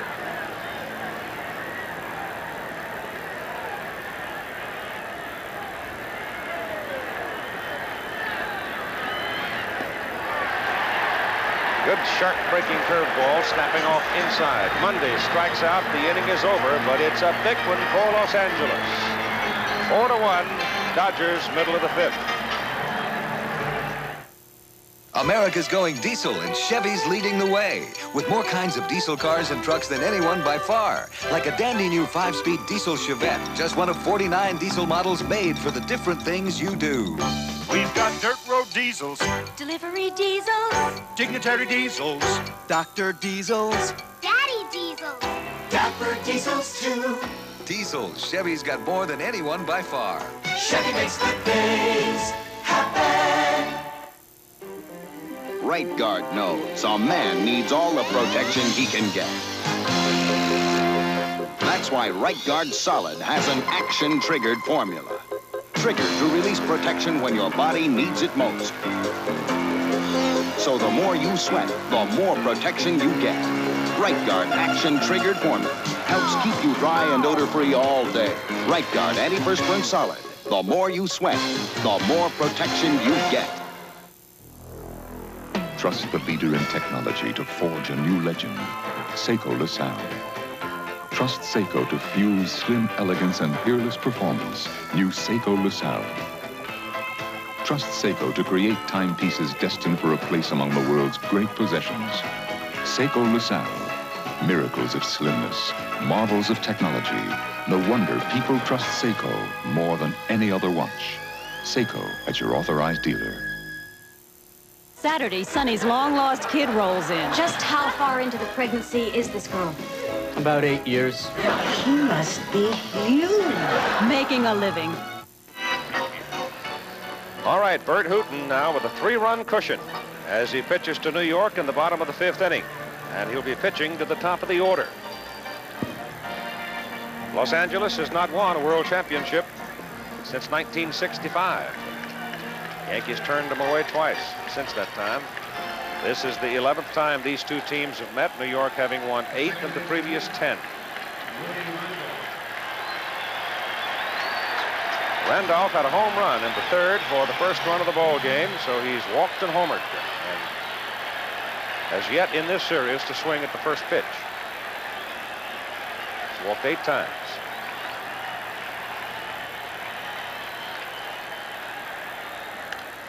There's the first one.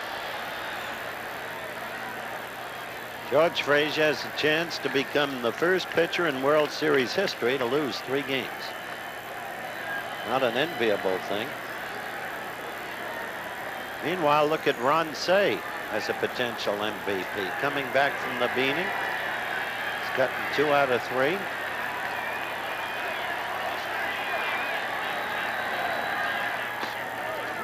One and one. By the way, in 1919, when they played a 9-game series, Jim, a pitcher did lose 3. It's harder in a 7-game series, obviously. Fouled away by Randolph. Make it 1-2.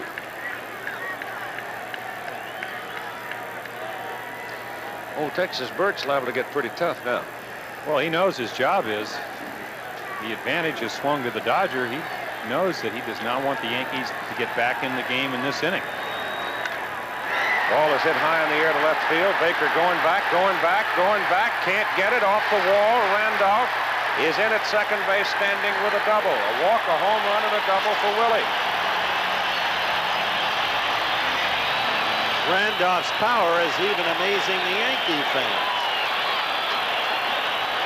Well, as I said, he goes 1 and 2. He's ahead in the count. And there you see a high knuckle curveball. Randolph crushes it to left center. Baker can't get to it. That's a home run at Dodger Stadium because that's out there about 395 on that fence. And very quickly, the Los Angeles bullpen is active. Jerry Mumphrey is at the plate. And again, as in the first inning, when Randolph walked and stole second, Mumphrey, even though they're behind by 3 runs, it's important he gets the runner over. Even 1 run puts him back in the game. Little check swing, line drive right to Ron Cey.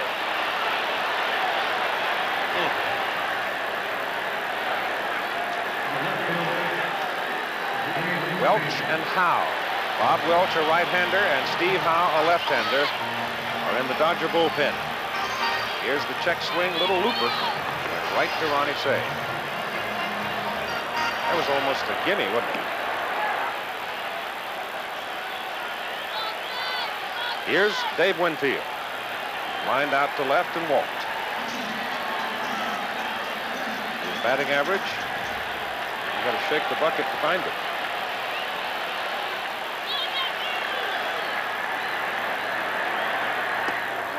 Low and away for ball one. Randolph double to lead the inning. Bob Lemon got a field snake bit. Subject to the second guess now.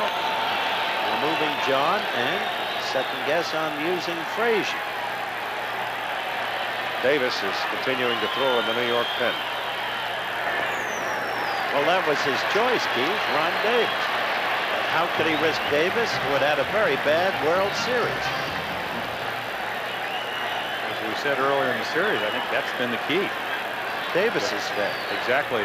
They used him twice, and he was ineffective both times. Failed twice to hold leads. And it changes your outlook on your bullpen. You can't go to him as early or in a crucial situation because you're not sure he can do the job. That's something they did not have to contend with during the regular season or in the mini playoffs or the regular playoffs. Davis was outstanding.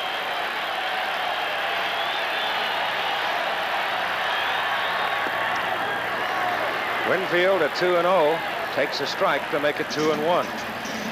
Good note that was a knuckle curveball. Who knows that he really has a difficult situation. He has Reggie Jackson on deck. He gets behind Winfield. Doesn't want to give him a great pitch to hit because it can mean an instant run. With Randolph on second, but you don't want to walk him, and he made a clutch pitch. Came back with a knuckle curveball, 2-0 count, and threw it for a strike.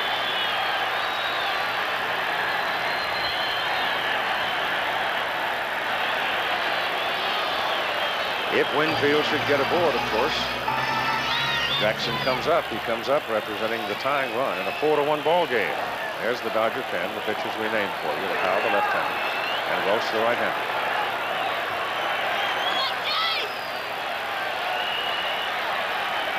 2-1 to Winfield. Foul. 2-2.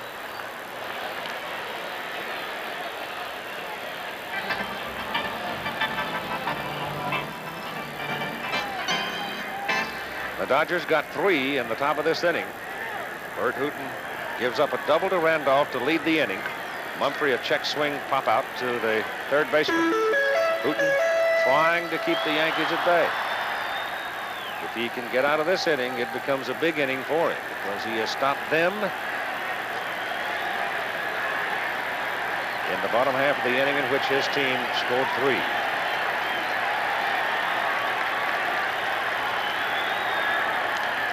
High pop-up. Winfield falls down at the plate as Yeager comes back and makes the catch. So Winfield fouls out to the catcher for the second out. David getting some boos as he goes back to the dugout.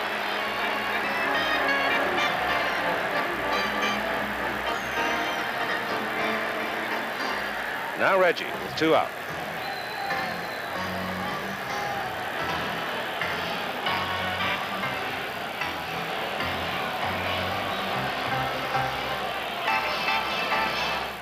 Well, is he still Mr. October?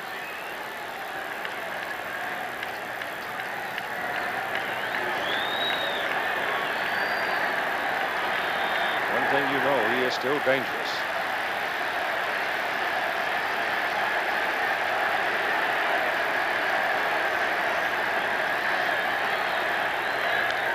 Popped him up. Yeager coming back for a look. It's on the screen. Out of play.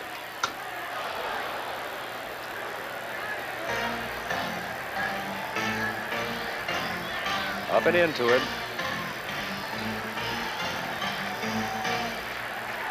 Who knows this is a big run because the Yankees get a run here. Every time you get a man on, the tying run comes to the plate. And it seems like when you're out on the mound pitching and you give up that extra run early in the ball game, even though you still have a 2-run lead, it comes back to haunt you at some point.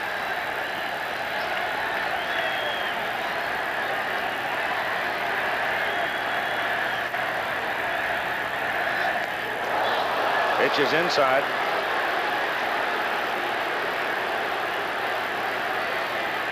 Second time that's happened to Reggie today.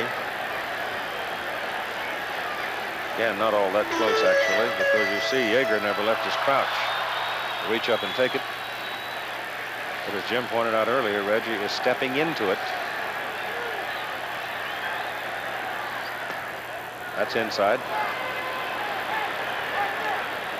2 balls and 1 strike.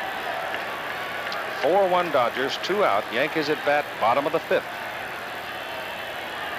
If you ever talk to Reggie why he is Mr. October, it's because of his aggressiveness, and you can see it right here.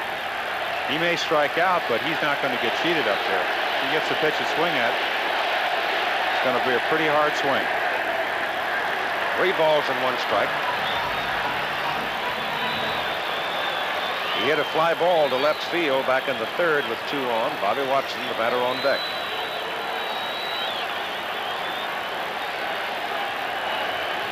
Three-1.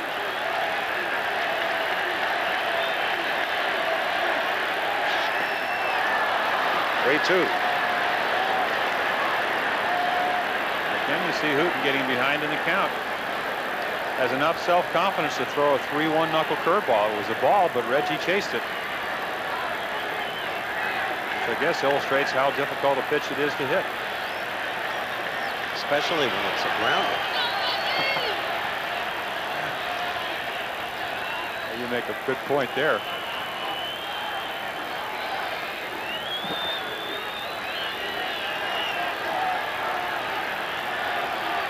Randolph led the inning. He's still at second. Led with a double. 2 out, 3-2 count on Jackson.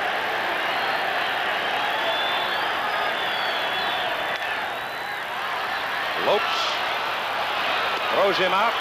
The inning is over. The Yankees have now stranded 6. 4-1 Dodgers. Back with more action after this from our local station.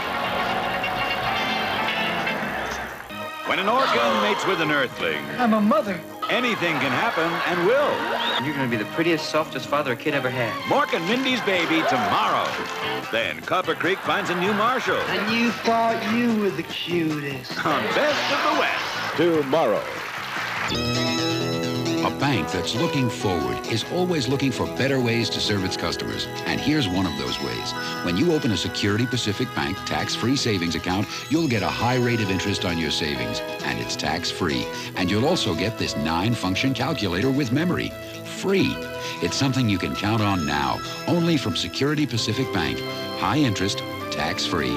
Free calculator, too. Security Pacific Bank, the looking forward bank.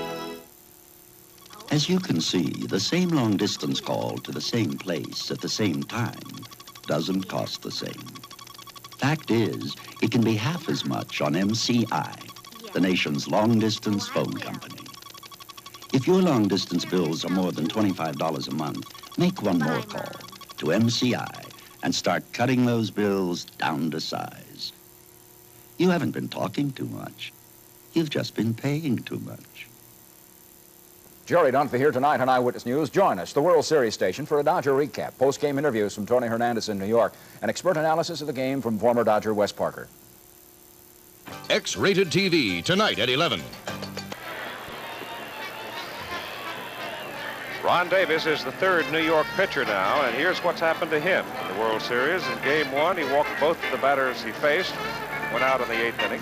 Game 4, retired the first 3, then he walked a man, gave a home run. There was an error behind him, gave a single, and left in the 6th inning. So he has not had a good World Series. In the 3rd inning, Willie Randolph hit a home run to give New York the lead 1-0. In the 4th inning, Baker singled. Mundy delivered a 2-out single. Yeager singled to bring Baker home. In the 5th inning, Lopes with a single. Russell sacrificed him to second. Ron Cey a single and a run batted in. Then came Baker's single. Guerrero followed with a triple at 4-1 Dodgers as they come to the plate in the top of the 6th inning with Steve Yeager, Bert Hooten, and Davy Lopes. Yeager promptly tied up the game after the Yankees had assumed a 1-0 lead in the bottom of the 3rd. Jumps on the first pitch and fouls it in the crowd. Yankees have had a number of opportunities. Twice they've had men on second base with nobody out. In each case, they failed even to ever advance the runner. Winfield and Jackson have each failed twice with a runner in scoring position. 1 ball and 1 strike as he's inside. New York came to the World Series with 9 pitchers. Los Angeles came to the World Series with 11 pitchers. That's because of the designated hitter. Right.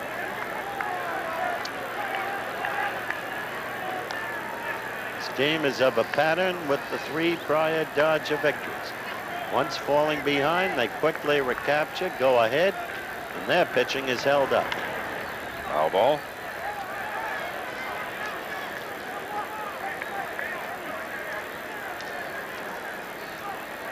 And in each and every game of the last 4, manager Bob Lemon involved in controversial judgments.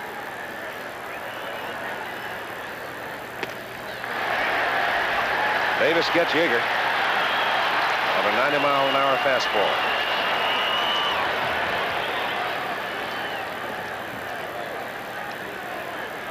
Bob talking to Charlie Lau, the Yankee batting coach. Pitcher, Bert Hooton. All right, here's Bert.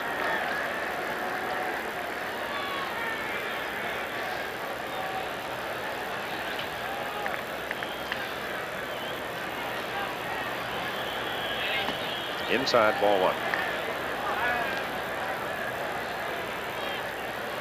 Lopes to the on-deck circle for Los Angeles. Ball 2.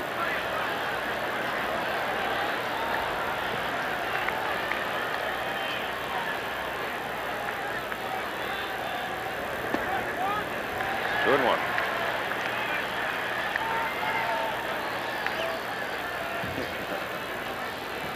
There are no Drysdales on that pitching staff. Remember when Big D was used as a pinch hitter by Walter Olson? The Winder could hit. Dodgers had a history of good hitting pitches. Big Nuke could hit.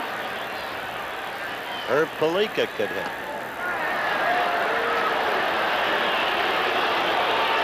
Jacket will come out for Bert Hooton as he goes to first base on the walk. This is exactly, or it has exactly been Ron Davis's pattern. Struck out Yeager apparently with ease, then walks the opposition pitcher. Well, that's what happened on the Saturday ball game. 6-3 lead. Helped the Dodgers get back into the game with a 1-out walk, then threw the home run to Johnstone. Got in trouble the same way in the Milwaukee series, which is why Lemon went to Frazier. He no longer trusted Davis.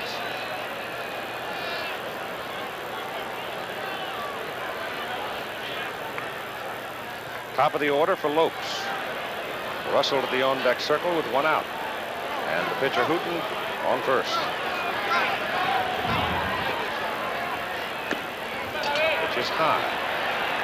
You really think about it, there's so many less situations in the American League because of the DH rule where you can get the second guess a manager. In the American League, Mercer would have been batting in that position possibly, or a DH would have been. Tommy John would have been allowed to remain in the ball game, and you would have had a veteran pitcher and also had the chance of having a veteran hitter hit off Hooton. What you're saying net is the designated hitter rule makes it a lot more interesting. Well, although there are those who say the opposite, talking about strategy. Well, I know Al Michaels is sitting out there in Menlo Park saying, see, there again.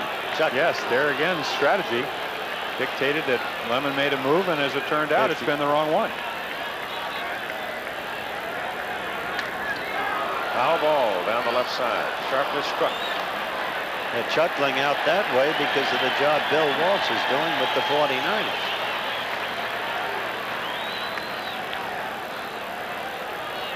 Ex-Rams and Chargers. Another reason that Ron Davis is struggling, we've seen him be really wild, but also he, as we said, he throws hardly any breaking balls at all, and the Dodgers are known to be fastball hitters. And when you get behind them 2-0 and throw a fastball in the middle of the plate, they're going to have good swings. And when this happens, just enhances the chances of them getting base hits. And there you saw Davey Lopes, 2-0, fastball in middle plate. He was even out in front of it, but hit it right on the nose, but just a little bit foul. And now interrupted Davis's rhythm. Backing out for a moment, back in. He checked on it. 3 balls and 1 strike. Rudy May, the left-hander, and Rick Russell, the right-hander, in the New York bullpen. May is the second time up for Rudy.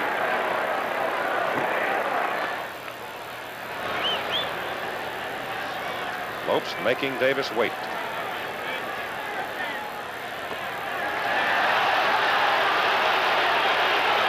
Really building a grave. Digging a grave, I guess I should have said. Putin to second, Lopes to first.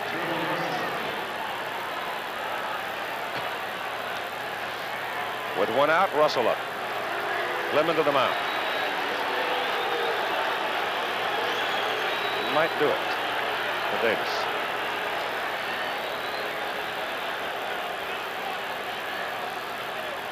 Well, he did have Rick Russell available for the entire ball game. It's been really, this would be his 4th day since he pitched on Saturday. And what did he pitch? Pardon me? How many innings he pitched?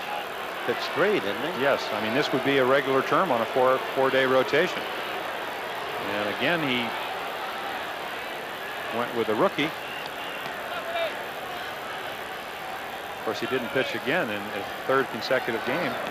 Frazier didn't pitch as badly as the hits and runs indicated.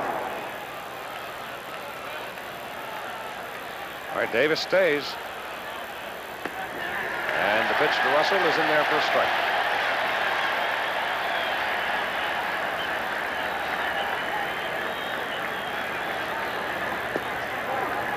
Inside, 1-1. Putin at second. Lopes at first. 1 out. He struck out Yeager, and he walked successive hitters. 1-2 for Russell.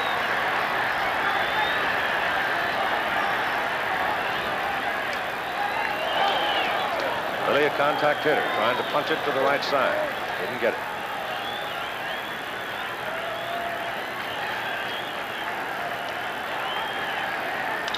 Holds it. In the hole. Base hit, left field. Putin's coming. Winfield up to throw. Won't get there.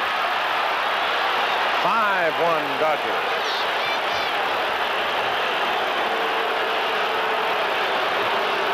Everything is coming apart. A very poor throw by Winfield. Ron Davis failing again. And an owner who is taking careful note. Notes for next year. Watch the throw, though. Now, he just must have bounced 6 times. Watch how low it is. See? It actually hit the dirt right about the inside of the shortstop position. Back to the mound goes Bob Lemon. That'll do it for Ron Davis. We've got a timeout. The Dodgers scoring another run, leading in the top of the 6th by a score of 5-1. Hey, bet you could use a microwave oven. Sure, but where would I put it? If I move this, then I gotta move this. And this goes there. Presenting the microwave oven you don't have to make space for. The Space Maker microwave oven from GE. And this goes there. Space Maker fits right over your range, and it even has an exhaust fan and work light. You don't have to make space for a Space Maker. GE, we bring good things to life. Come on now. Are you going to spend this weekend hibernating again? But it's cold out there. That's no reason to let your fine, firm body go soft. We're AMF. We make what it takes to keep you in shape indoors. Voight racquetball, Whiteley Bruce Jenner exercise equipment, and AMF bowling equipment. Remember, you won't get a cup. For hibernating, all you'll get is a pot. Belly. Reese's Pieces. Reese's Pieces. Well, imagine your surprise when you realize, well, some difference. Reese's peanut butter flavors inside. Reese's Pieces. Reese's Pieces. Inside this candy shell is Reese's peanut butter flavor. Reese's Pieces. Well, imagine your surprise when you realize, wow! Reese's peanut butter flavors inside. Reese's Pieces. Wow, some difference. On Halloween, watch out for a very spirited NCAA college football doubleheader. First All-American quarterback Art Schlichter and conference co-leading Ohio State battle the Boilermakers of Purdue in a Big Ten Cullen, plus other regional confrontations. Then haunting national action as undefeated Penn State, the #1 team in the nation, attacks Miami, a bewitching brew. Saturday on ABC. 32-year-old Rick Russell, who came over to the Yankees, the trade from Chicago Cubs for Doug Bird, and Mike Griffin eventually went over to the Cubs. He was traded to New York just on the eve of the strike. You saw his numbers a moment ago. He is the 4th New York pitcher. John started. When he was lifted, the score was 1-1. Frazier relieved. He gave up 3 runs. Davis now is charged with 1. And Davy Lopes out at second base. And Bill Russell at first base are also the property of Ron Davis. Thomas has now come out to the on-deck circle and apparently is going to hit for Ron Cey as Steve Garvey comes to the plate for the Dodgers. You have 1 out. Yeager struck out to lead the inning. Then Davis walked Hooton. He walked Lopes, and Russell singled. And there's Darrell Thomas, and it's a very wise move on Lasorda's part to take Ron out of the game. It was amazing that he started the game. That involved both courage and great physical resiliency, and Cey came through with a pair of hits. Pitch is low and away to Garvey for ball 1. Steve had a pair of singles and 2 at-bats against Russell. George is right. And that sign symbolizes exactly what the situation is in this stadium in the owner's box right now. Runners go. Pitch swung on. No throw. Double steal. Another double steal.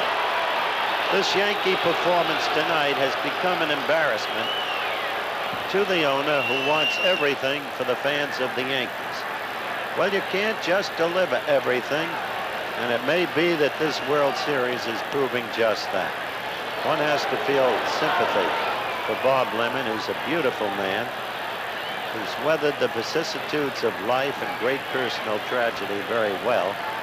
But Steinbrenner has to think about this whole team as the intentional walk is now effectuated.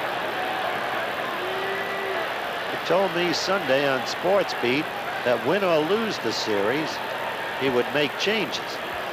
Now he may make sweeping changes. Look at that. Other than Goose Gossage, the relievers have failed totally. So the expected strength wasn't there. And there is age at first base with Watson. And the backup, again, as you look at Lim, Al Revering is not your whirlwind ball player. Cerrone, young, a solid catcher, when healthy. Injuries happen to him. Randolph, there's Lasorda. A solid player, and he's proved himself all over again in the World Series. Shortstop fine with Denton Milburn. Third, Nettles, getting older but still effective.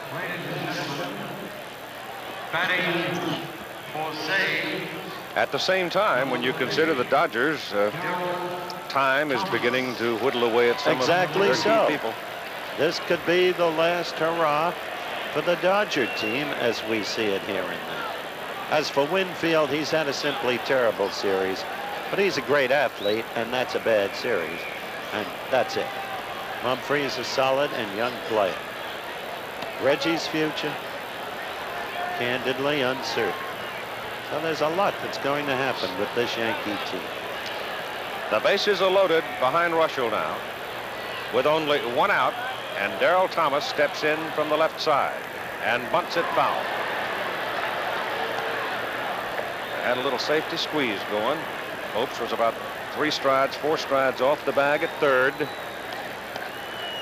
For Lasorda, one must say he has managed a superb series. Always on top of things, always forcing things, as the most recent double steal evidence. Well, exactly, and the Dodgers have done that, but I think right now, if I'm managing, I bring in Rudy May mainly because I can't afford to give up another run. Thomas is very difficult to double up from the left side. Yep. If he bats right-handed and Rudy makes a good pitch, you set up the double play. We saw that with Larry Milbourne. From the right side, he's a double play man. From the left side, he beats the double play by a step. So I think the prophetic thing that was said in the interview with Reggie Jackson today, when you get down 3-2 in a series, sometimes a bad hop can turn the game completely around, and we've seen that tonight. The ball that say hit up the middle. Yep. Hit the edge of the grass and right through 2. And that makes a difference. Nettles spears it, steps on the bag, whirls and loops the throw across, safe at first base. Another run scores. 6-1 Dodgers. I'll tell you, though, that's just what Jim Palmer was talking about. Get him batting from the right side. Yep. But that was truly a remarkable effort by Nettles. It really was. Look at it again, Jim. He made as good a play as you can make. He barely gets to it. There you can see him step on the base. But look at the throw. While we won't see it again, he couldn't get a lot on it, but he still got it there and barely failed to get so swift a runner as Thomas. Now it is Dusty Baker with Garvey up at second and Thomas on first. Russell being forced by Nettles at third. But I think another look at it, Jim. Here you see Greg going to his right, makes a nice play. Really a desperation throw. He's known for having one of the most accurate arms, if not the most accurate arm in the American League, and the throw is right on the money, but Thomas beat the play. Baker to Nettles, off his chest. No play, I don't think. Nope.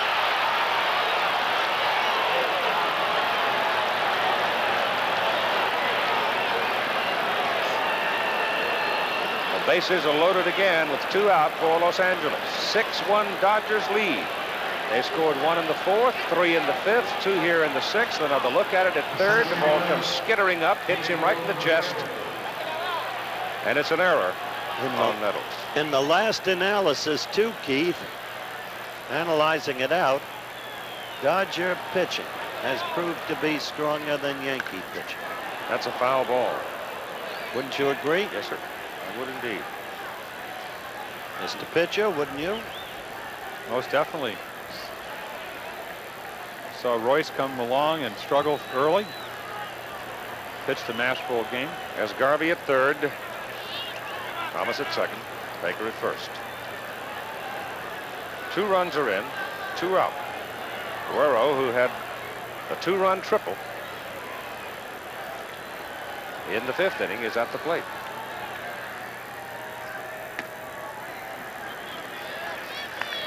But I think what we said after game 2, before game 3 in Los Angeles, is that the Dodgers were not as bad a team as we saw play in the first 2 games. And I doubt if the Yankees are as bad a team as we've seen play really in the last 4 ball games. Well, it's been an uneven series. The Yankees won the first 2 games relatively handily. The next 3 games were scrambles. 2 of them wild. A 3rd one, a brilliant pitching contest.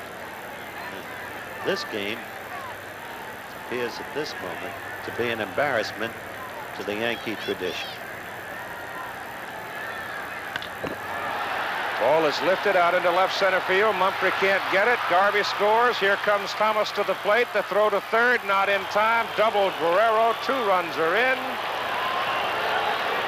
And it's becoming a blowout. 8-1 Los Angeles.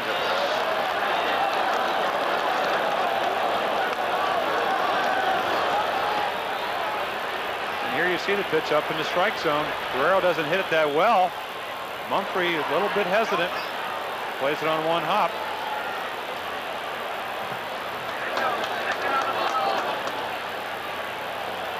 Couldn't get it. The ball dropping in front of him. He makes another transgression there. He missed the cutoff man, and Guerrero was allowed to go to second. A lot of mistakes in this inning. Monday being walked intentionally.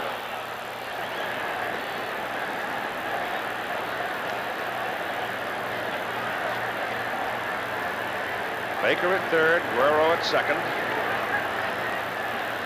2 down. And 4 runs in for the Dodgers. 4. And some of the folks people are beginning to leave Yankee Stadium. Who can remember that around these parts? Now Steve Yeager, as the Dodgers have batted around here in the 6th.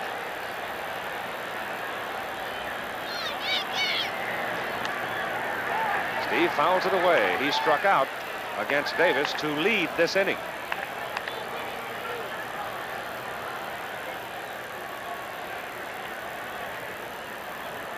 I think it's interesting right here that Yeager is batting. I think this is probably a tribute to how well he's played. Normally we would see Mike Scioscia, who's played against right-hand pitching all year long. Well, whom would you vote for if you had a vote right now? MVP in the series. Maybe Tom Lasorda. Well, he's done a great job. As a roller to the shortstop, Milburn. Throw is in time to get Yeager.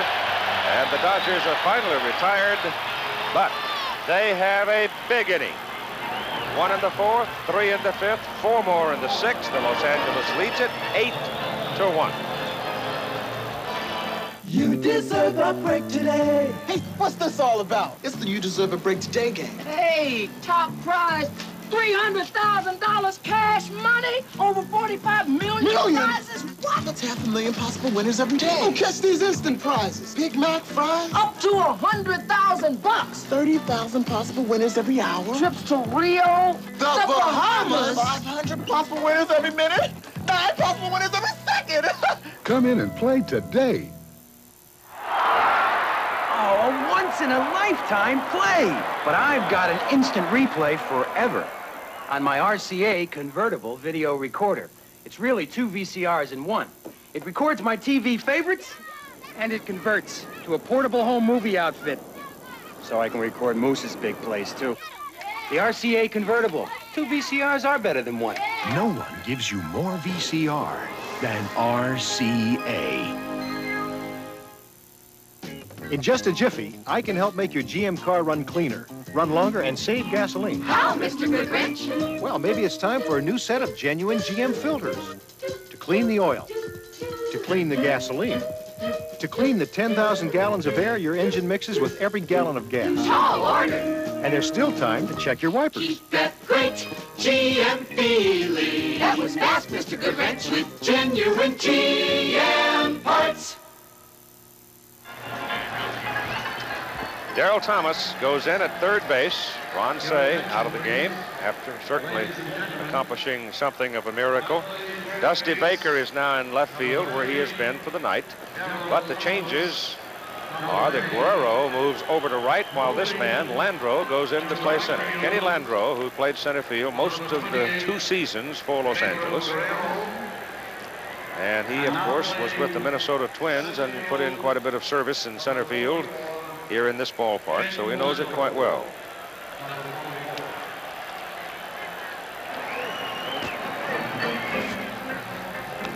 Well,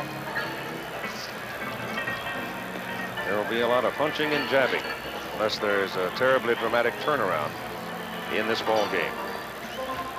Coming up on Saturday, college football, we have regionals for you at the top of the day. Starting at 12 Eastern Time, Ohio State, Purdue, big win in the Big Ten. North Carolina State, South Carolina, Gamecocks resurgent. Houston had a victory over Arkansas last week. Dartmouth, Yale, a big win in the Ivy. Drake is undefeated against Tulsa. And then the big one, Penn State, ranked #1 at Miami. Bob Watson, Greg Nettles, and Rick Cerrone for New York. The Dodgers have given Bert Hooton an 8-1 lead. Yankees up in the bottom of the 6th inning. He goes to 1-1 on Bobby. The Dodgers trying to win their first World Championship since 1965. And they're third against the Yankees. 1-2.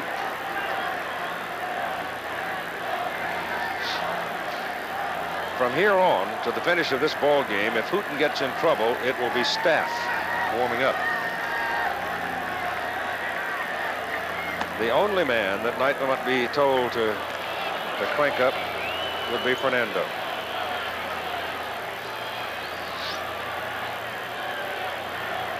The count 2-2 to Watson. On the ground to Russell at shortstop. Bill's throw in time. 1 out. The third baseman, Greg Nettles.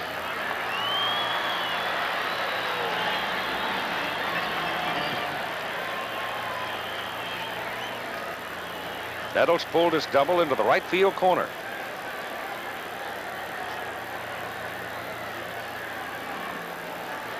I think the most important thing for Bert Hooton is he doesn't get away from his game plan.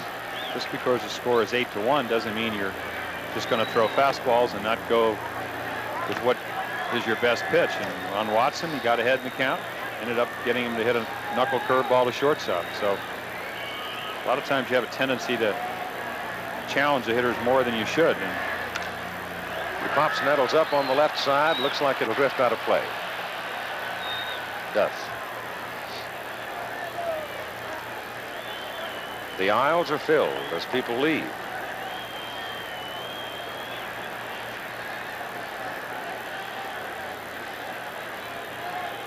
At least the one on the right side.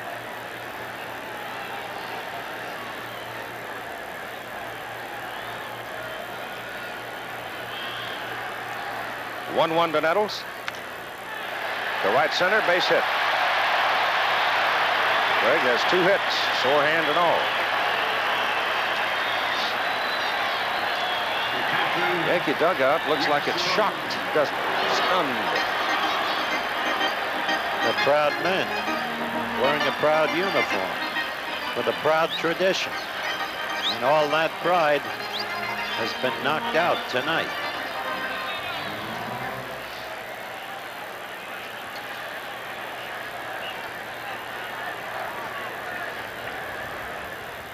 Looks like that may be it for Greg, because the hand is obviously bothering him. Trainer, Gene Monahan's gone out.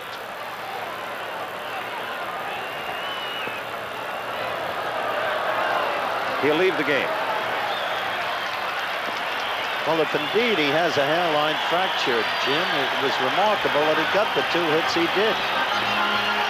Well, you're not as great a player as Greg Nettles is without having a lot of guts, and he certainly showed it tonight. And you could see him in batting practice before the game, as you said. Had tremendous trouble hitting any ball on the inside part of the plate. But he knew that the Yankees had to win tonight, and certainly did his best. It's defined as a small, incomplete fracture of the right thumb. Rodriguez goes in to run for him and will play third base.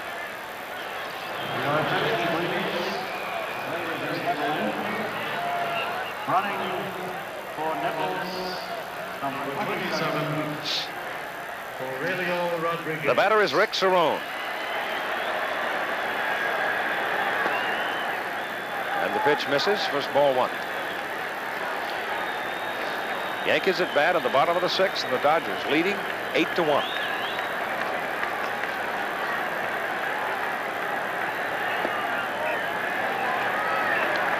Bert has a long look at Dick Stello on that call, but it's ball 2. The Yankees won the first 2 here. The Dodgers won 3 in a row in Los Angeles, and they're trying to slam the door on the Yankees here tonight. 2-1.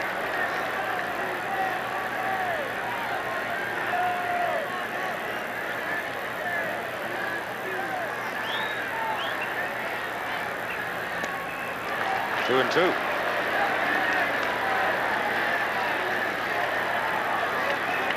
Dodger bullpen is active again. If the Dodgers win this game, as appears certain, it'll be only the 2nd time in history a team has lost the first 2 and come back to win 4 in a row. The Yankees did it against these Dodgers in '78. Howes the left-hander. And Welch the right-hander. Welch didn't get anybody out in the start that he made. He is a hard-throwing right-hander. 3-2 now to Cerrone. Rodriguez on first. Foul.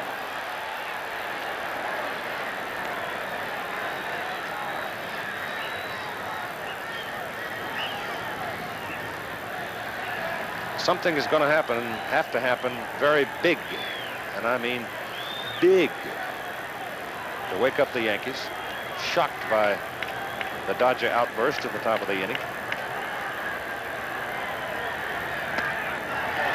Hooten walks Cerrone.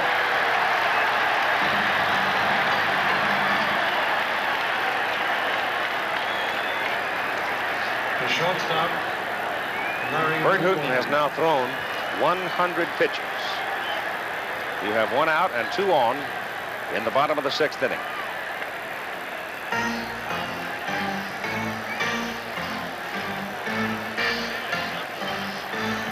Well, there you see Rick Cerrone. He's yelling at Bert Hooten because he threw so many breaking balls. I guess he feels that Bert should be throwing him fastballs. Bert learned his lesson. He threw fastballs to Greg Nettles, and he singled into center field. Of course, the last thing I think Hooten wanted to do was walk Cerrone. Of course, doing the Oakland playoff series, the first game that Mike Norris pitched for Oakland against Kansas City, to shut them out. I guess he threw a lot of screwballs. They felt he should all throw high fastballs so they could win. But Bert is doing what he thinks is best, which is to mix up his pitches. And apparently Cerrone thought he should challenge him with fastballs. Milburn looks at Lowe for a ball. Rick Russell is in the on-deck circle, but with only 1 out, and Hooten struggling right now with his control. Rudy May is back in the New York bullpen, cranking up in a hurry. Outside, ball 2. Here comes Tom Lasorda out of the dugout. That's what, 102 pitches now for Happy. So they'll talk, and we'll see if Lasorda wants to make the move now, or if he'll give Welch and Howe a little more time. Rick Russell is in the Yankee on-deck circle. Bob Lemon refusing to tip his hand as to which man he might call on. Obviously, he wants Lasorda to make the move. Tom is not, at this point, ready to make it. Well, again, that's very good strategy. He comes out with 2 balls. If Hooten would happen to lose this hitter, then Bob Lemon has to make a move with his pinch hitter, and he can either come with a right-hander or the left-hander. If he waits till Milbourne is either walked or gets a base hit, then Lemon has the upper hand in strategy. Ball 3 balls and no strikes to Milburn. You've got 1 out. You've got Rodriguez at second, Cerrone at first. 8-1 Dodgers. Hooten struggling now. 3-1.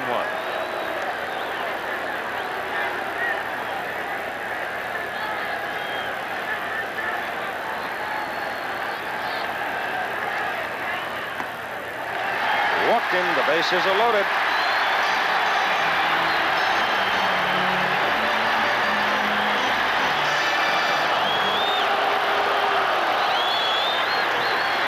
Gamble comes out, picks up the sledgehammer.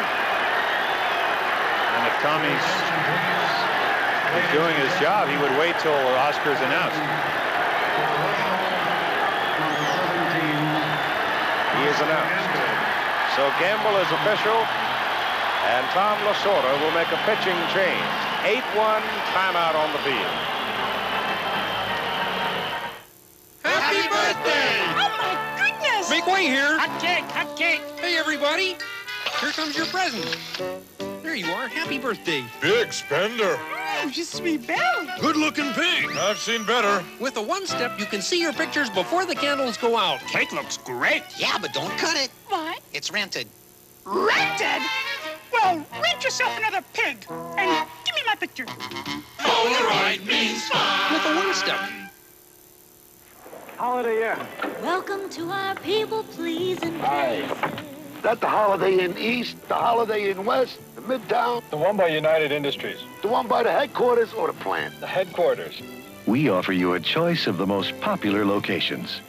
You need 3 hands. You're right. People-pleasing locations. The airport? The one by Holiday Inn North or Holiday Inn South? Is #1 in people pleasing.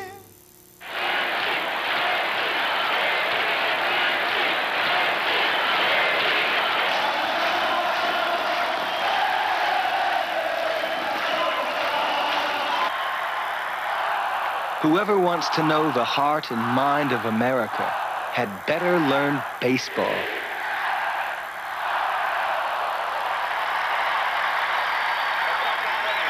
Baseball fever. Catch it. It's worth it. The preceding message was furnished by Major League Baseball. Wednesday's the night. ABC is the place. Fire it in. It's the season premiere of the greatest American hero. You guys ever had a dream? Baseball's got a new legend and a super fastball that could bring the World Series home. Then, in a special 2-hour premiere. Who are you? Lee Majors is Hollywood's hottest stuntman. Sometimes I'm Robert Redford. Catch a new spirit of action and adventure, The Fall Guy, 1 week from tonight. Starting at 8, 7 Central and Mountain on ABC. Young Steve Howe has come on in relief of Bert Hooton. And a note on Howe. He has faced 15 batters in the series. Only twice has he had to throw more than 4 pitches to a batter. Oscar Gamble was announced as the Yankee hitter. Now it is Lou Piniella, who will come out hitting right-handed, who has had a remarkable series as a hitter. What's really come into focus in the perspective of this series has been the failure of the Yankee long relievers. And this final game is again the best evidence. Looking at the base runners, and they are Rodriguez, Cerrone, and Milburn. You have 1 out, and Piniella in. Then whom do you want to lose with? Rick Russell? George Frazier? Or Tommy John, Jim? Well, if I'm going to lose a ball game, I have to go with Tommy John, and I think most managers would have done that. As we said earlier, Bob Lemon gambled, and it hasn't paid off. As most of the moves he's made, he's just had a tough series in that respect. Howe to Piniella. Fouled off, strike 1. 8-1 Dodgers. An awfully big mountain for the Yankees.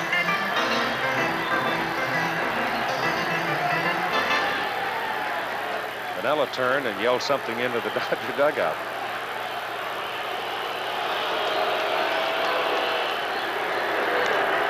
High fly ball, lifted, foul, out of play to the right.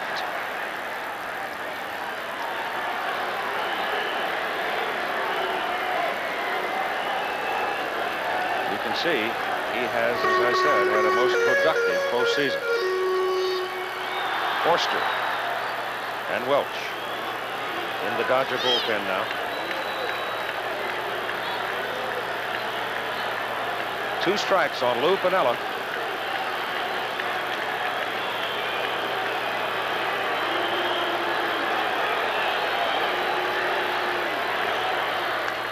Punch foul.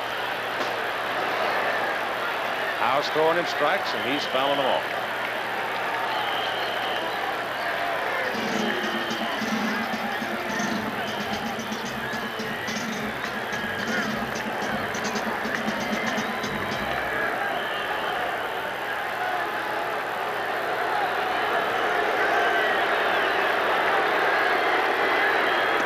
Inside.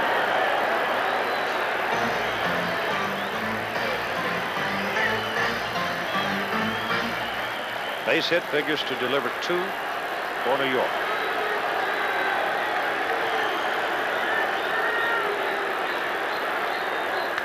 Up the middle, base hit. Rodriguez scores. Cerrone will come. Nope, he does not come.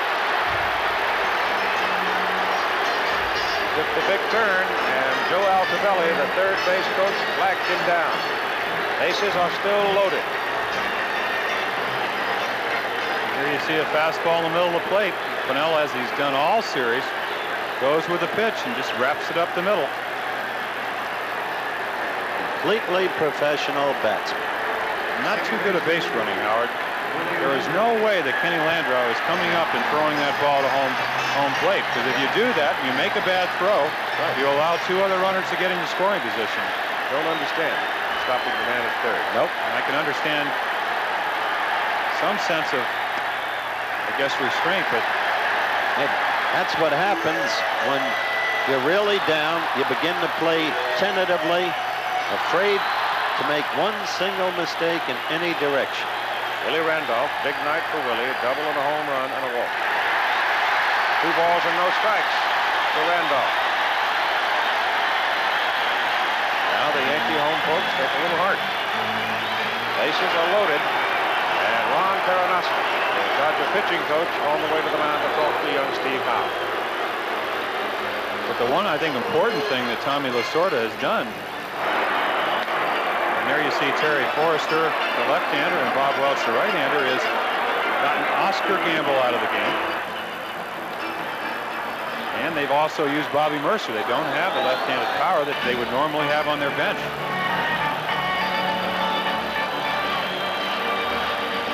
They still have 1 out, a run in, bases loaded.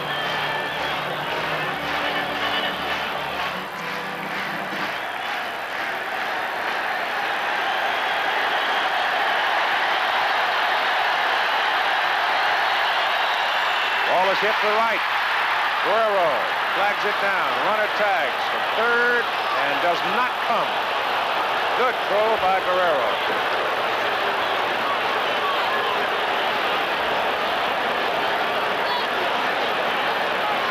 That's 2 out.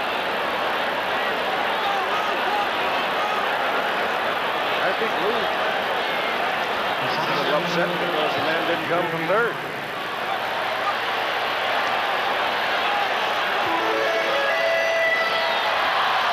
That's what Lou Piniella, you might have observed, just said. Worst base running I've ever seen.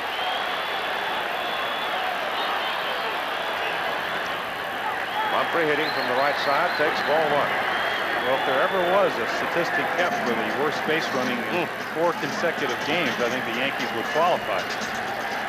They just have not played the way they play most of the season. I know playing against them, they wouldn't have finished the first half if they played like this. Inside corner for a strike.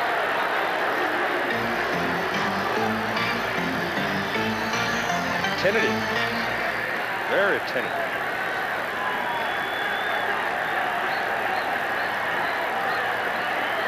When you're being blown out, you've got to be aggressive. Fouled away.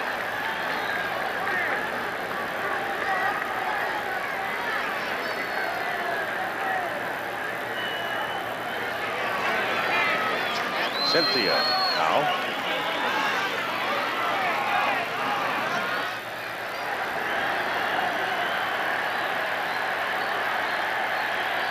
A 1-2 pitch to Mumphrey.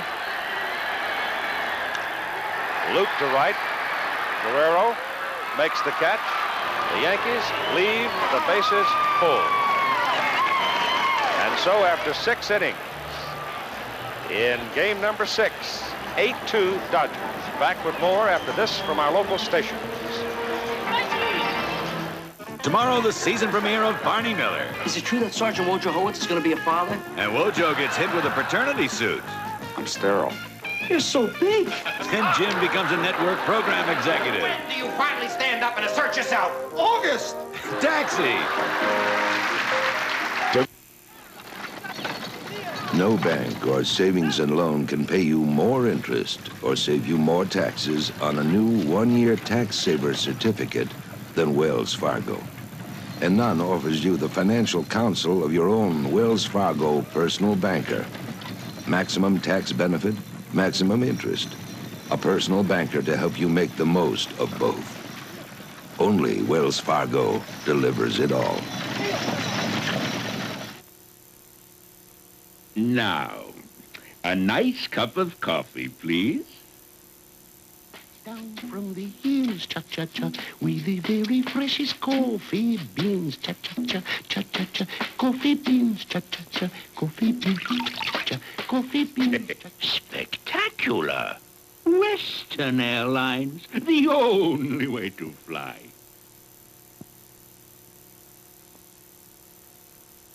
Jerry Dunphy here tonight on Eyewitness News. Play-by-play analysis of tonight's World Series game by former Dodger great Wes Parker. Southland fans join in on the excitement. Tony Hernandez will have a satellite report from New York.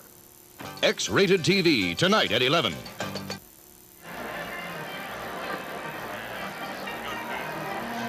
Lou Piniella, having delivered the pinch hit single, the ball is lined to right by Willie Randolph. Piniella turns and sees the base runner at third, has not made the move to home plate, and reflects total exasperation.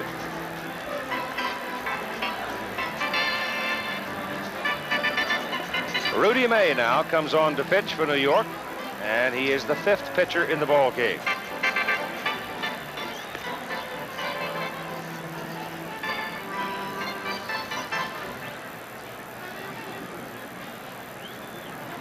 Well, the purists of baseball going to be hard put to find art in this.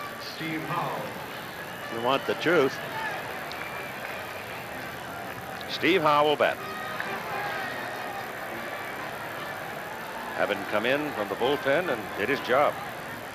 Dodgers lead it 8-2 and bat here in the top of the 7th inning. Rudy May, strike on the corner.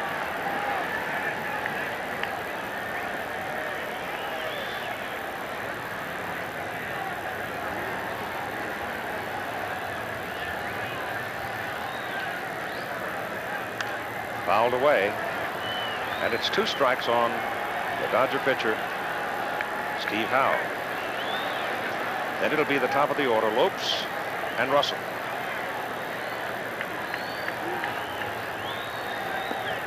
Lope, 1 and 2.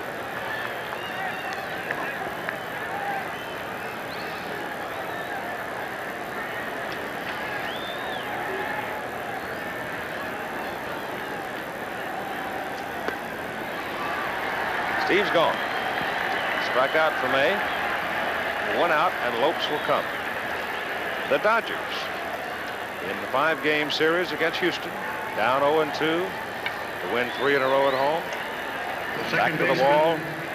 Monday hits a home run on a cold day in Montreal over the center field fence in the League Championship Series. Hooten, the MVP in the League Championship Series. They come to New York. They lose 2.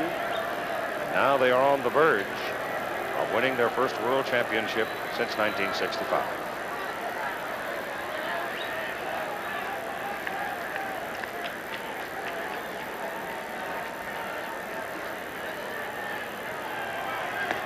Lopes takes it high. The Goodyear Blimp America providing the visuals from the sky tonight out of Houston, Texas, with our cameraman Charlie Mitchell and the pilot captain Larry Chambers. Good-looking fella from Spring, Texas.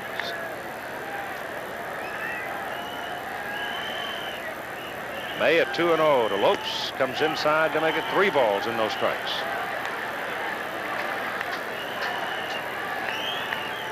The middle relievers, as Howard said, may well have been New York's Achilles heel.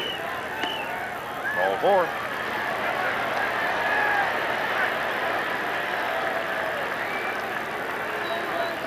Certainly a soft underbelly. The shortstop, Bill It's going to be Russell. very hard to pick the MVP in this series. Always presuming the Dodgers win it, which seems so apparent now, especially after the Yankee debacle in the last inning. That base running. Guerrero's got to be considered with 7 RBIs. Say's got to be considered. Got 6 RBIs. Came back from a beating. Yeager's got to be considered. And on the basis of overall consistency, Garvey's got to be considered.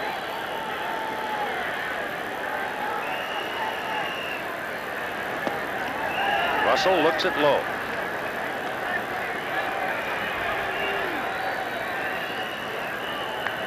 Well, tell you one thing. There will be some dancing in Los Angeles. The Dodgers doing this. They are certainly sitting on a... They've got their foot in the door. And the cork about to pop in the clubhouse.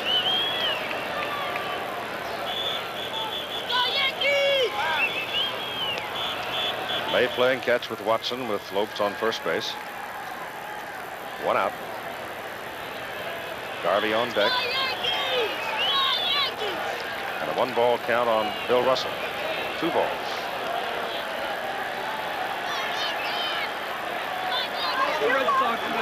Marlo Thomas. Must be a Dodger fan. Hey, Howard. You can be sure of that. How do you know? Because I know she is. So's Danny. Or Daddy. Pitch is high and tight to make it 3 balls and no strikes.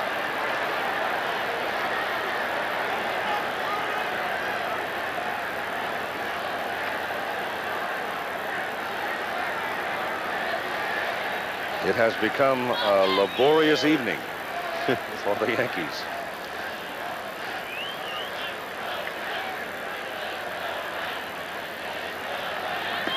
There's a strike.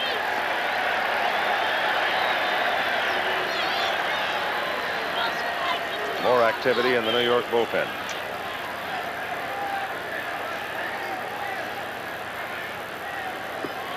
Runner goes. Ball hit to Milburn. Lopes in at second base. On the hit and run, they throw out Russell at first. 2 out. Davey at the turn for Steve Garvey. Well, I think any pitcher will tell you, you come in long relief and you're behind 8-2, it's hard to concentrate. We saw Bert Hooton go out there in the 6th inning with a 8-1 lead, had his control problems, a little bit difficulty in concentrating. Not an easy game to pitch in when your team's way ahead or way behind.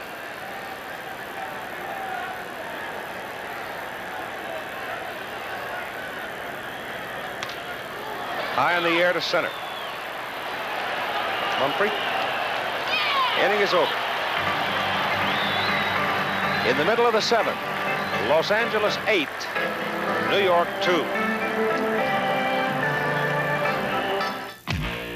Why is our Citation X11 such a hero with performance-minded Americans? Let's ask Single Person. Citation X11, super car. The handling is impressive, yet I've got 40 cubic feet of space here for all my toys. More amazing, it carries 5 adults comfortably. Then your Citation X11 will fit right in when you're married and have kids. I'm going to pretend you never said that. Now get bigger savings on new 1981 Citations. United announces great low prices on complete Hawaii vacation packages. Prices that bring Hawaii closer from the East Coast. Closer from the Midwest. Closer from every city United serves. United, once-in-a-lifetime prices for a once-in-a-lifetime vacation. Fly the friendly skies. Hi, I'm Cindy. I'm the perfect female type, 18 to 25. You don't know what's going on. This is more than commercials. They're killing all the girls that are perfect. What have you got me mixed up in?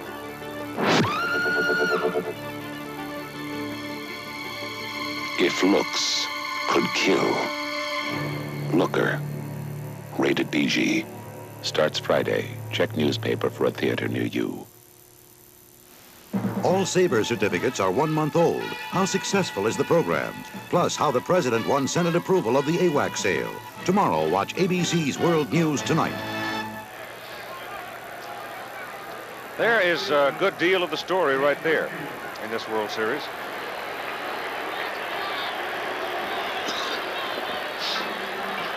Now it'll be Dave Winfield, Reggie Jackson, and Bob Watson for New York, trailing by 6 and hitting in the bottom of the 7th against Steve Howe.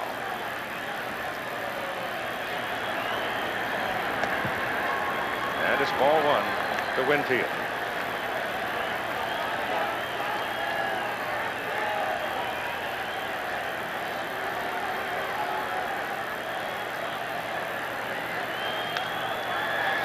Out of play.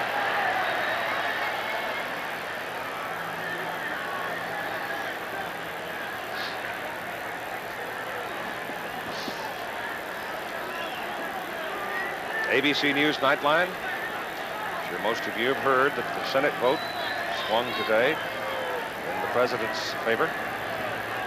The senators approved the sale of AWACS reconnaissance planes to Saudi Arabia. That's the topic tonight on Nightline with Ted Koppel. High bouncer to short. One out. Now you hear the boo birds, and certainly Winfield fields terribly. But in perfect truth, this Yankee team, well, Willie Randolph's trying to clap it up a little bit, but they have been flat, listless. They look like a team all day that came, all evening, that came to be beaten, Jim. Well, they say pitching's anywhere from 75 to 90% of the game, and tonight they made a really what turned out to be a monumental decision. Pinch hit for Tommy John. George Frazier came in, did not, again, for the third time this series, pitched that poorly, but circumstances allowed the Dodgers to put 3 runs on the board. It came back with a 4-run inning. Anytime your pitching staff gives up 8 runs, it's tough to look good as a team. That's for sure.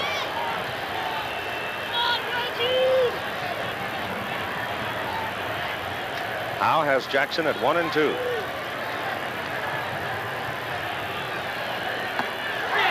Struck him out. Now Jackson gets it from the fans.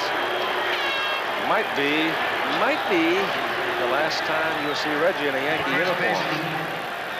Could be. Not the kind of aftermath you'd expect to the exciting 3 consecutive games in Los Angeles.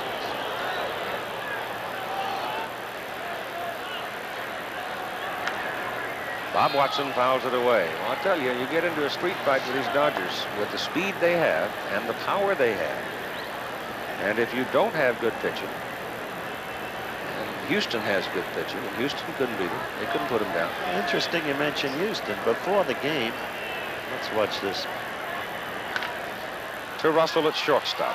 Handles it well. And throws out Watson. So Steve Howe gets New York in order in the bottom of the 7th. And after 7, 8-2 Dodgers.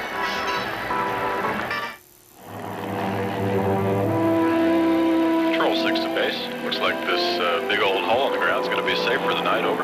So they come out all beat. It's Miller time. Miller time. Time to appreciate the difference between a good beer when it's time to relax and a great beer. One beer stands clear. Miller High Life. You got the time. We got the beer. Miller beer. Come Miller time. We got the beer.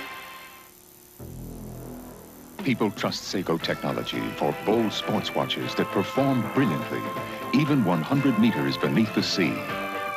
People trust Seiko for slim dress watches with every timekeeping function you'll probably ever need. People trust Seiko for watches that are as finely crafted as they are technologically advanced. In fact, people trust Seiko more than any other watch. At your authorized dealer. How's the cold tonight? Oh, don't ask. I got you some cough medicine. But I'm also sniffling, sneezing, aching. My head is stuffy. I'm feverish, and I gotta rest. I was supposed to get a sniffling, sneezing, coughing, aching, stuffy head fever so you could rest medicine? That's NyQuil. It relieves the cough as well as this, plus all my other symptoms. NyQuil. Would you get me some? Be right back. NyQuil, the nighttime sniffling, sneezing, coughing, aching, stuffy head fever so you can rest medicine. On Halloween, a spirited college football doubleheader as Ohio State battles Purdue plus other games. Then first-ranked Penn State attacks Miami, a bewitching brew Saturday. To the top of the 8th inning we go. In a ball game that is now long. All things considered. But then when you've scored 10 runs, it takes a while. Darrell Thomas. Dusty Baker and Pedro Guerrero.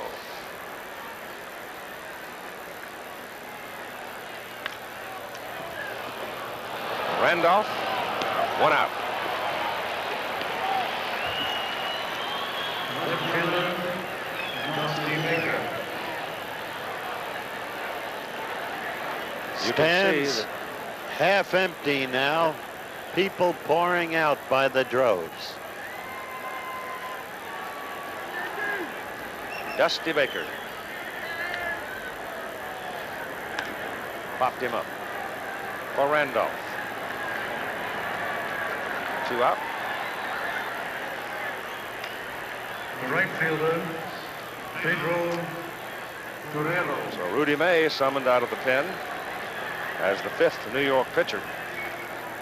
Done a job. Here's one of the fellows, very much a prime candidate for the MVP award.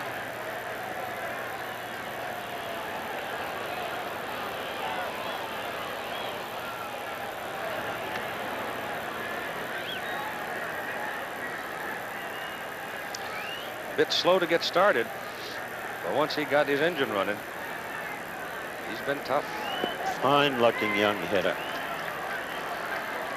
And Ron Cey. But sentimentally and for his performance and for his courage, I'd vote for Ron Cey. Low inside, 2 balls and 1 strike. What about you, Jim? Yeah, I think I'd go with him. He turned the whole series around. Trailing 2-0, hit the 3-run home run off for Getty. What about you, Keith? I agree. That ball is well hit in the corner.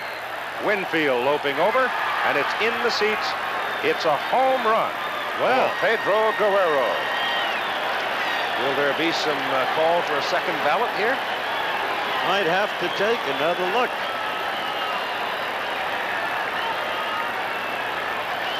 Clutch home run to tie the game Sunday. Tremendous day today. 5 runs batted in. You see him hit a curveball. And it was well hit. So the Dodger right-handed power did find the seats in Yankee Stadium tonight, didn't it? Also, Guerrero's triple found the wall at 4:30. Pitch to Landreau. I didn't see Dave back at the fence leaping for that one, which is not meant by way of criticism. Maybe he just couldn't have gotten there. The ball got there so fast. Well, he hit that ball with a lot of topspin, and it looked like he really misjudged it because he went to the line and the ball actually went out a little bit to right center. That could have something to do with the wind. Just barely got in there. Normally, as you said, you see him trying to make an effort to catch that ball. Landreau is called out looking, but the Dodgers add another run. And the lead is big for Los Angeles back after this word from our local station. Marcus, I see Whisker. Give it the pivot. Give it the pivot. Give it the pivot. I trot. Next time, Jose, give it the pivot. The Gillette Atra razor pivots to continually adjust and hug every curve, contour, and angle. No other razor shaves closer and more comfortably than Atra. I give it the pivot. Give it the pivot. Atra. Give it the pivot with Gillette Atra. Ergonomics, the relationship of man to machine, a science practiced in the creation of Chevrolet Cavalier. It provides an inner sanctum of precisely placed instrumentation for immediate readout. And reclining front seats even provide comfort to 6'6" members of the human race. Chevrolet Cavalier.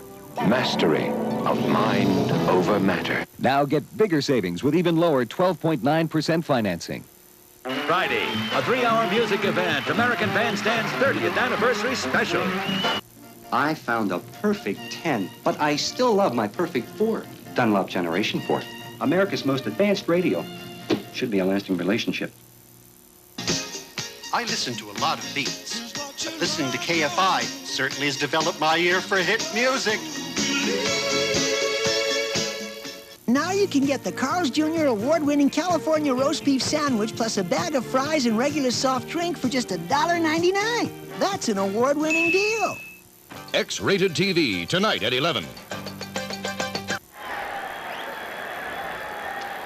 Rodriguez for New York in the bottom of the 8th. Then it'll be Cerrone and Milburn. In the meantime, The Dodger faithful are starting to put on their dancing shoes. Steve Howe in relief of Bert Hooton, trying to save it for him. 9-2. As Howe pitches to Rodriguez, Keith, I was mentioning before, John McMullen, who owns the Houston Astros, is here tonight. Talking with him before the game, he said, we thought we really had the Dodgers on the hook this year, but they have a way of scratching and clawing and coming back. And he said by the time we reached the 5th game, and we were tied 2-2 after the 2-0 lead. Stroke going to drop in for a base hit. By the time we reached the 5th game after the 2-0 lead, he said, I got a call early in the morning of the 5th game from a psychic. And I took the call. And I began to do the things the psychic said I should do. And he said that didn't help. He lost with Nolan Ryan.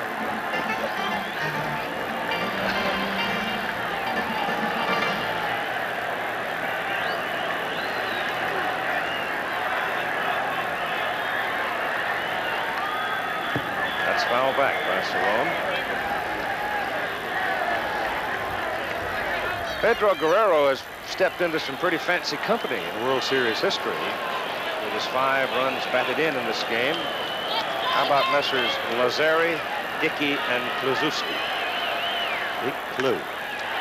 Ball is hit in the air to right center field and caught by Guerrero. It changed my vote. It's Guerrero. He's just playing brilliantly. So many repercussions to this season as it winds down. Those watching this in Cincinnati probably bitter over the fact that their club had the best record in the National League, feeling they should have been in there, the best season-long record. But give the Dodgers their due. They will fight you. Here's Milberg with 1 out, and Rodriguez at first base. Popped up on the right side for Davy Lopes. 2 down, and here comes Bobby Brown to the plate.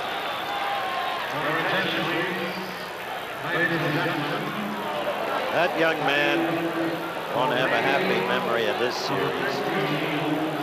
He is young. He is a great athlete. And other great ones have gone through this kind of thing.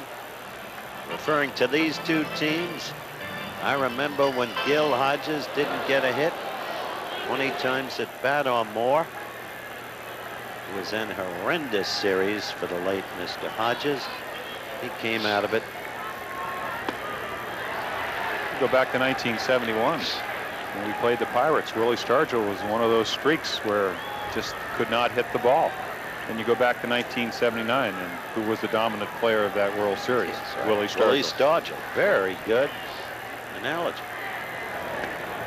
We had Clay Dalrymple in '71 as one of our catchers, and he said when Stargell gets in one of those, I guess, slumps, he just doesn't pick up the ball. Dave pitched Winfield well.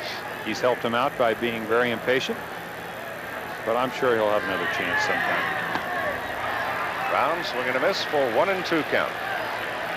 2 out, and Rodriguez on first. Steve Howe pitching for Los Angeles in relief of Bert Hooton. Bert went 5 1/3.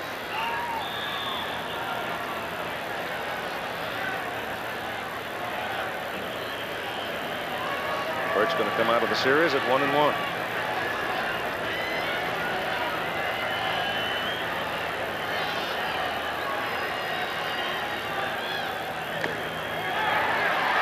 Foul tip held by Yeager. Brown is gone. Yankees are out at the end of 8 innings of play. The score is the Los Angeles Dodgers 9, the New York Yankees 2. Dave LaRoche in warming up for New York. Scoring summary goes this way. Back to the 3rd. Randolph a home run. 1-0 New York. 4th inning. Baker single. Monday 2-out single. Yeager an RBI single. tied it at 1. Then into the 5th inning, the run down on it there as New York made it a 4-1 ball game, and Guerrero's 2-run triple, the big blow. In the 6th inning, the Dodgers pretty much put it away, running it out to 8-1, and then Guerrero's home run makes it 9-2 as the Yankees got their second run in the 6th inning, and then some very tentative base running denied them an obvious opportunity to at least have 3 runs on the board. But we are at 9-2, and here we go in the top of the 9th. Dave LaRoche, one of 2 New York players not used prior to tonight in the World Series, the other being Dave Reverie.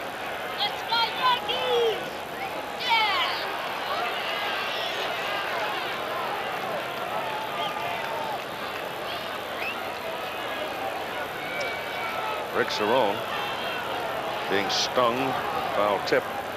There were a total of 47 players used in the first 5 games in the World Series, 50 eligible.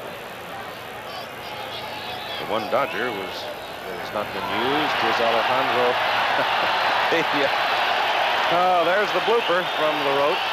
Might as well add that. Yeah. Try to get a laugh out of it.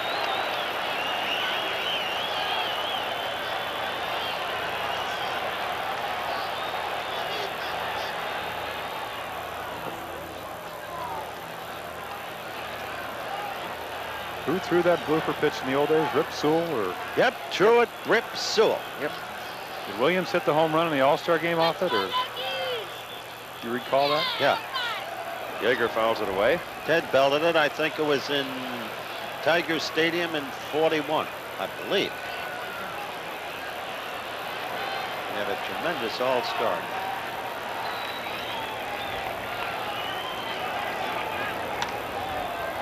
To the right side, late break.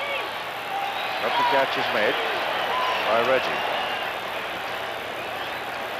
Well, for Righetti, there'll be many more seasons. No question about him. He had an unfortunate outing Friday against Fernando Valenzuela, who himself was shaky but came on strongly in the late innings. But Righetti, he can pitch. He's got a great future. Steve Howe swinging and missing. Dodgers at bat, top of the 9th. One last chance for New York, and they trail by 7.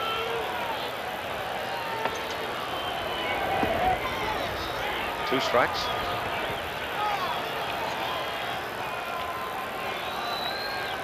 And forever and a day, they're going to talk about Bob Lemon lifting Tommy John after 4 innings in a 1-1 ball game.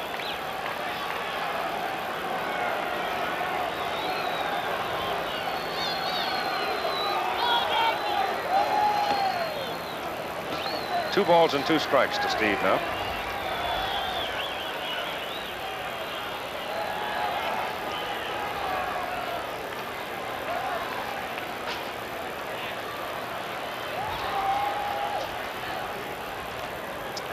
Foul back. Especially painful for Bob Lemon. Hi there. Must be the open disagreement and dismay of John at being removed. Howe strikes out. That's 2 down. There is Bob. The second baseman, Davey Lopes. Now Dave Lopes with the crowd. Majority of them gone. We had at one time 56,513 in the ballpark.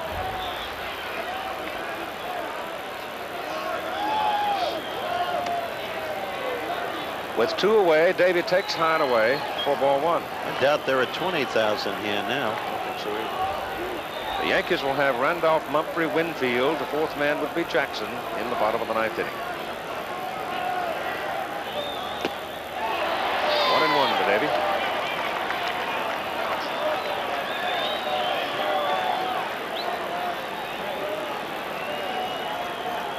On a cold night, on the edge of winter in the Bronx of New York, the Dodgers have battered the Yankees. Lopes pops it up, out of play on the right side.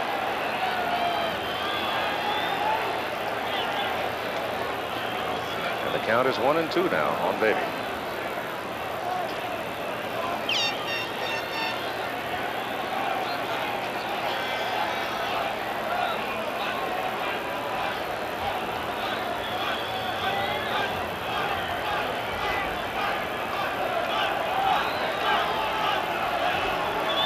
The blooper. Lopes. Cerrone dropped it and throws it up. Well, he couldn't resist it, could he? Yeah. At the very end, LaRoche put his act together, and he's taken it on the road.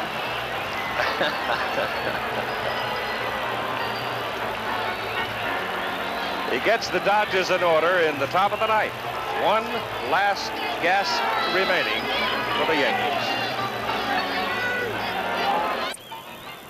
Well, the America sailing overhead.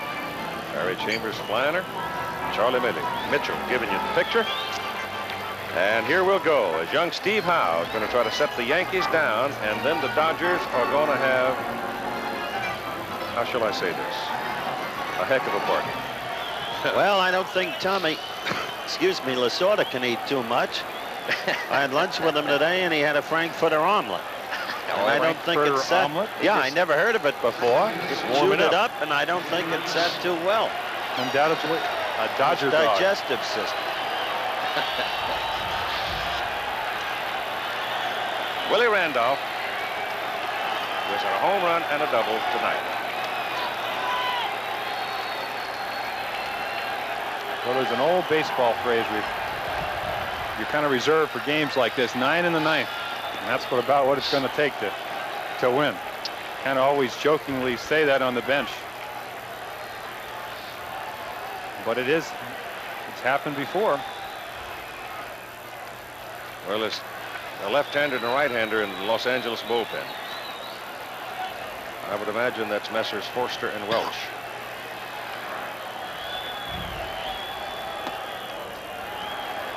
Two balls and a strike to Willie Randolph. See the information there on Willie. He's put his name in the World Series record book. Fouls it away. And the few who remain up in the upper decks scuffle for a souvenir. Cynthia Ann Howe, wed just over a year to the young man out on the mound, a man from Michigan. Pitch is outside, 3 balls and 2 strikes. Speaking of Michigan, an old, good, and long-time friend left us, Bob Uford, so many years. The radio voice of the Michigan Wolverines. Michigan, Michigan, Michigan. How much fun he was. We'll all miss him. Randolph has certainly gotten on, Keith.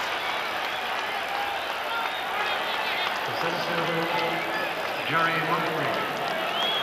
Breaks the record of the Babe. 9 walks. Meantime, Peter O'Malley has just reserved Chasen's for the celebration party.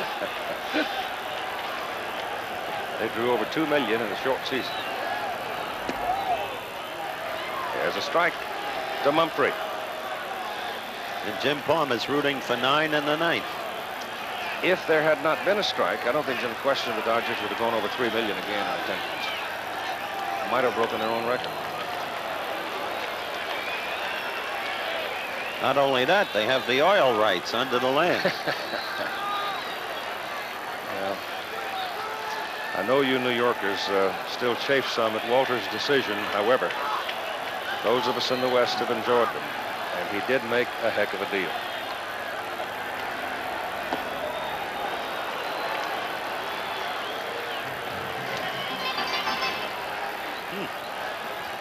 Well, they may break. They may break it. Might break it, yeah.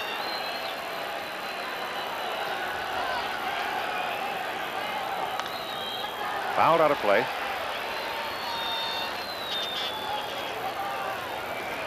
The Dodgers had 1 in the 4th to tie the Yankees at 1-1 after New York had scored in the bottom of the 3rd. Got 3 more in the 5th and 4 in the 6th, 1 in the 8th. That's how we have a 9-2 score with the Yankee run coming in the bottom of the 6th, the 2nd. Mumphrey swings and strikes out. Bob Uecker will be in the Dodger clubhouse, and undoubtedly, when he comes to get in the car, he's going to be sopping wet. Dave Winfield.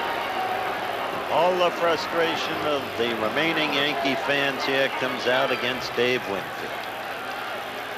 Now there are mutterings about all the money he was paid and all of the rest. Human nature. Well, I know our club in Baltimore. Yankee fans, by the way, should be congratulated. They behaved beautifully here tonight. There was a high, towering fly ball to right field. Guerrero. 2 down. There was a Frisbee and an orange, and nothing else as I can remember. Right, Keith? So far. Behaved very beautiful. Now Reggie with one more cut.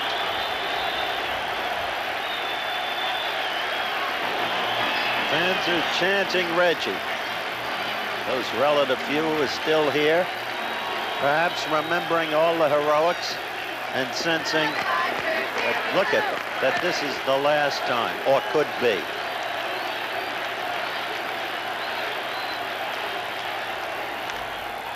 Out of play.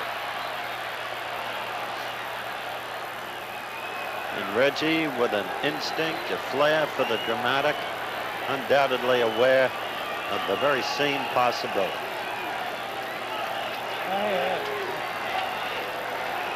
Still no word on the MVP. We'll probably get it. In fact, we will get it in the clubhouse. Well, Steve Howe has the edge. 2 strikes, and Cynthia is about to fly out of here.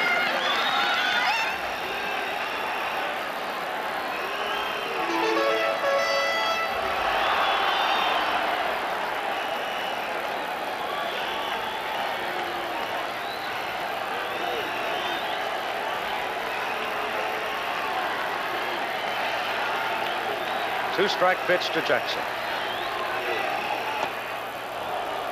1-2. Rick Cerone, as we pan down the Yankee bench, Ron Davis, Dave Righetti, Charlie Lau just walked by, Barry Foote with the mustache, the big brush mustache. Foul tip, bangs off Yeager's face mask. Maybe it's fitting that Reggie be up there now. Such have been the nature of this man's heroics that I reached a point where the fans here at Yankee Stadium thought that every World Series he could do what he did once. Hit 3 home runs on 3 swings in a game, and maybe in a couple of games. 1-2. 2-2.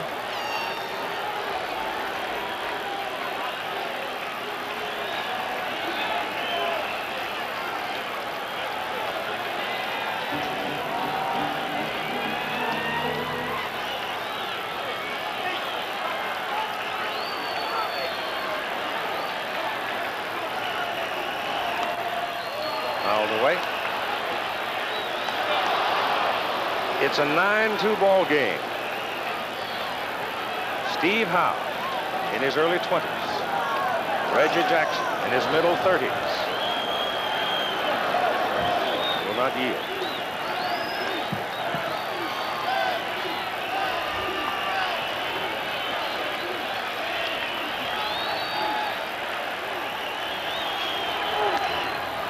Foul to the right, out of play.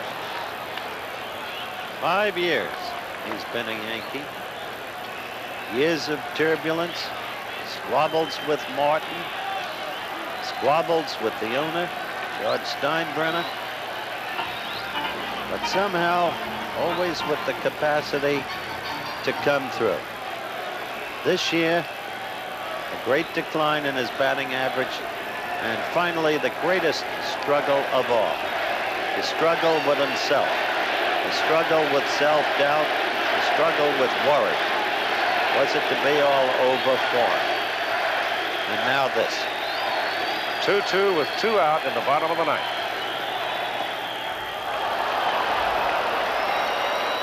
Well, they're stretching the string as tight as they can in the final moment. 3-2.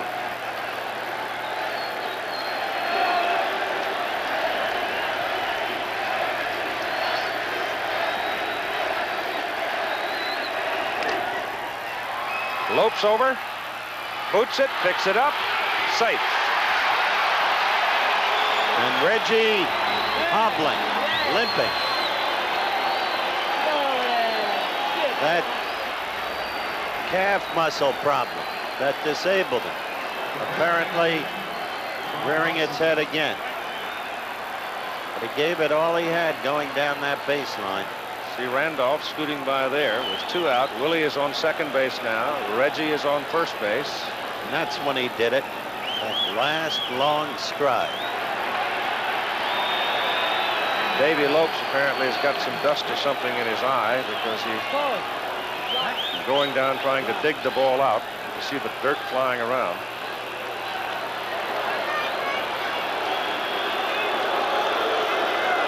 Davy is coming to the dugout. They're going to give him an error on the play. Did he hurt himself?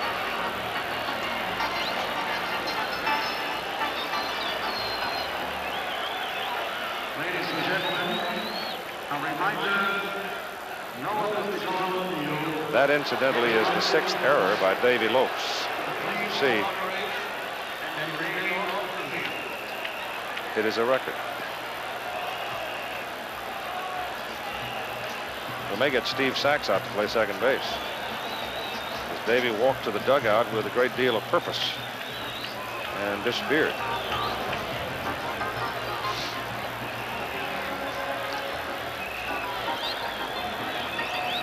However, he will be part of a championship team, and whatever manner of record you might consider errors in a series and in a game, his pain will be alleviated considerably by the ring he'll wear on his hand. You wonder at that moment what Steve Garvey and Reggie Jackson might be talking about, Jim. Looked like they were talking about the ground ball that Lopes missed, that it stayed down, but no, yeah, knowing Reggie could be anything. Comes back now. Lopes is back out of the dugout. I think he had a face full of dirt. Garvey might have asked him what size uniform he wears.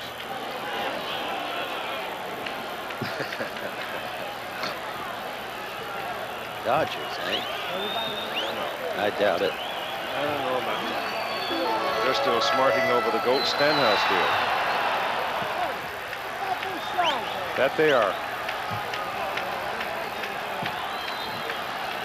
Bob Watson with 2 on in a 9-2 ball game with 2 out at the bottom of the 9th inning, and Steve Howe throws it high.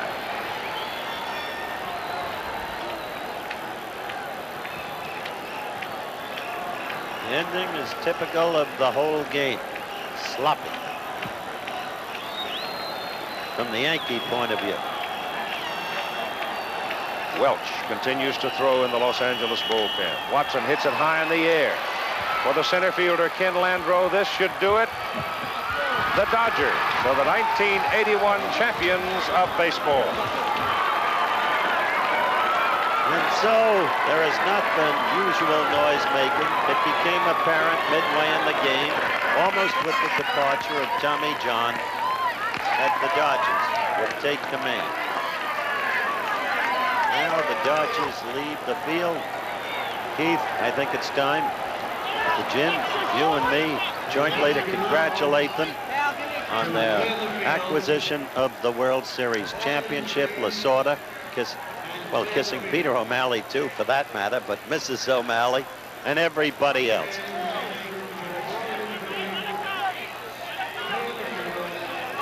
For the first time in history, we have a 3-way tie for the MVP. Guerrero, Say, and Steve Yeager. And under any circumstances, all 3 were worthy contenders. Each contributed in his own way. Sentimentally, maybe Ron Cey the most. But anyway, Keith, there it is. Let's join Bob Uecker now in the Dodger clubhouse as the Dodgers win it 9-2, 4 games to 2. Thank you very much, guys, upstairs. And we're standing here in a very, very happy Dodger clubhouse, and we are awaiting the arrival of Mr. Peter O'Malley, Al Campanis, and Dodger manager Tommy Lasorda. And standing alongside me, the Commissioner of Baseball, Mr. Bowie Kuhn, who will make this presentation very, very shortly here in a very, very happy Dodger clubhouse. Bowie? No question about it. It's an exultant Dodger clubhouse, an outstanding comeback win for the Dodgers, who came back from everything this year. You know, it seemed the last 3 series, the Houston, Montreal series, and then falling behind the Yankees 2-0, it seems that's what it took for this Dodger ball club to come back. I think that's right. They seem to face the challenge. They're veteran ball players. They're not put down by being behind. They face the challenge. They came back. Well, we're waiting for Tommy Lasorda here. Tommy, I'm going to grab Tom Lasorda over here. Tommy Lasorda. Congratulations, Skipper. Nice going, kid. Tommy Lasorda. We're waiting for Peter O'Malley, the president of the Los Angeles Dodgers, along with Al Campanis, the vice president of player personnel, making their way into the Dodger clubhouse here. A very, very happy Dodger clubhouse, as you can well imagine. And Tommy, we talked just a moment ago about the fact that it seemed that the Dodgers had to be 2 down before they could come back and regroup. It's a great victory. This is something that has escaped us for a long time. And we wanted that championship so bad. We wanted to bring it back for Peter and his sister Terry. Those are the people that have been great to us. Al Campanis. I want to thank all the Dodgers, all the Dodger organization, everyone who played such a vital role in this victory. What a tremendous win. Hang on just a second here, Tommy. We have Mr. Peter O'Malley coming up here, the president of the Los Angeles Dodgers Baseball Club. Peter, come on up here. You got to come up here. You might as well jump in here right away. And where's Al Campanis? You got to get up here. You might as well jump in here. And we got to make the presentation here, Mr. Commissioner. Here's Al Campanis. How you doing? Come on up here. And the Commissioner of Baseball, now with the presentation of the World Championship Trophy. You get Tommy Lasorda back up here again. Tom, come on back up here. And the presentation now, Mr. Kuhn, if you want to go ahead here and wrap it on right now. All right, to Peter O'Malley, to Al Campanis, and to this great skipper, Tommy Lasorda, I am very proud to present you the trophy, standing right here. Hey, tastes great! Tastes great! I'm proud to present you this trophy, emblematic of the 1981 World Championship. And boy, you guys deserved it. You worked all the way to get it. Tremendous comeback win. Thank you, Commissioner. Thank you very much. Thank you very much. And I just want to say this. All of us feel that we work for a great boss, Peter O'Malley.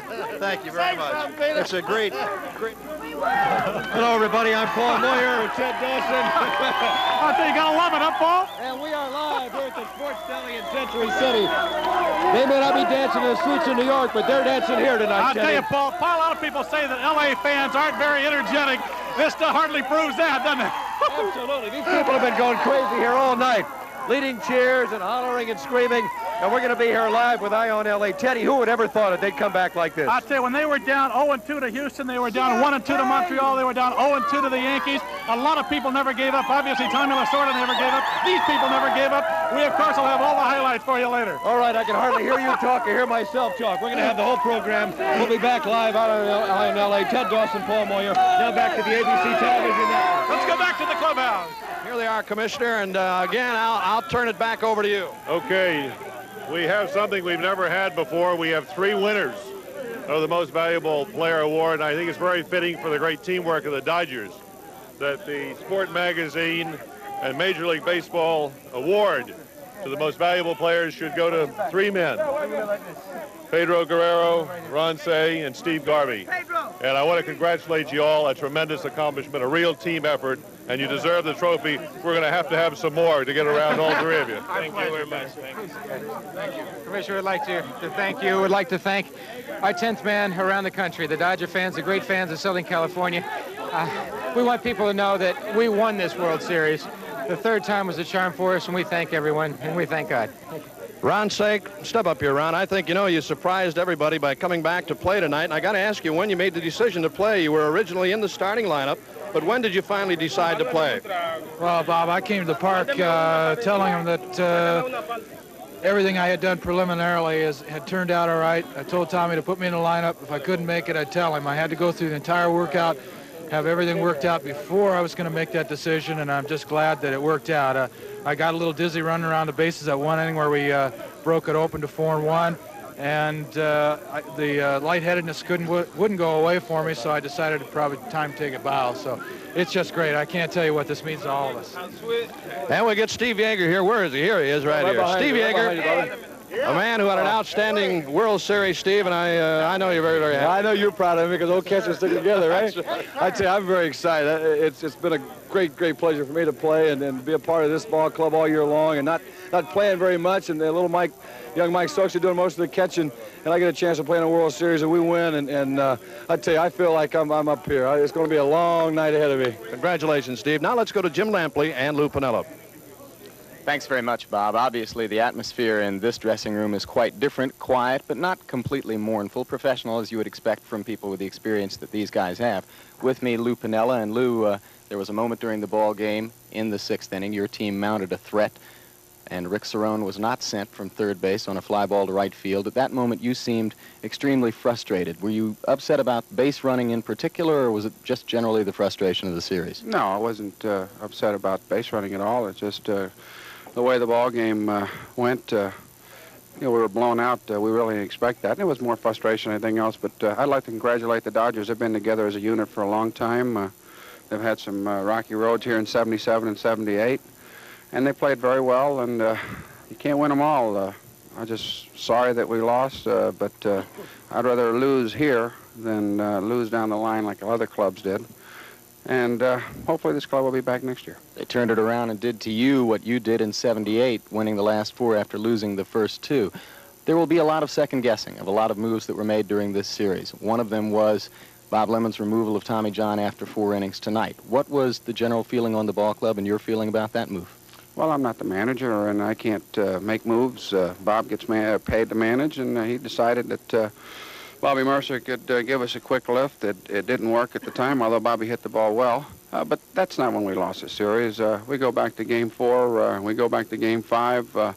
We didn't do the job in L.A. We let the Dodgers right back in the series. I think that was the telling tale, Game 4 and Game 5 specifically. But, yes, the Dodgers have played so well this series. Everybody talks about how many mistakes we did. Let's give them credit, and they're world champions, and tip our hats to them.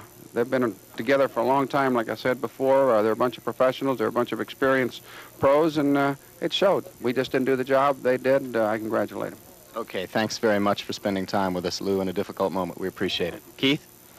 All right, Jim, thank you very much. The final score tonight, the Los Angeles Dodgers 9, New York Yankees 2. The Dodgers are the world champions of baseball for 1981. And Rubber Company. Travel arrangements made through and promotional fee paid by United Airlines. United flies more people to Hawaii than any other airline. That's what Friendly Skies are all about. Tonight's game, a presentation of ABC Sports, recognized around the world as the leader in sports television. The Dodgers will celebrate through the night as champions.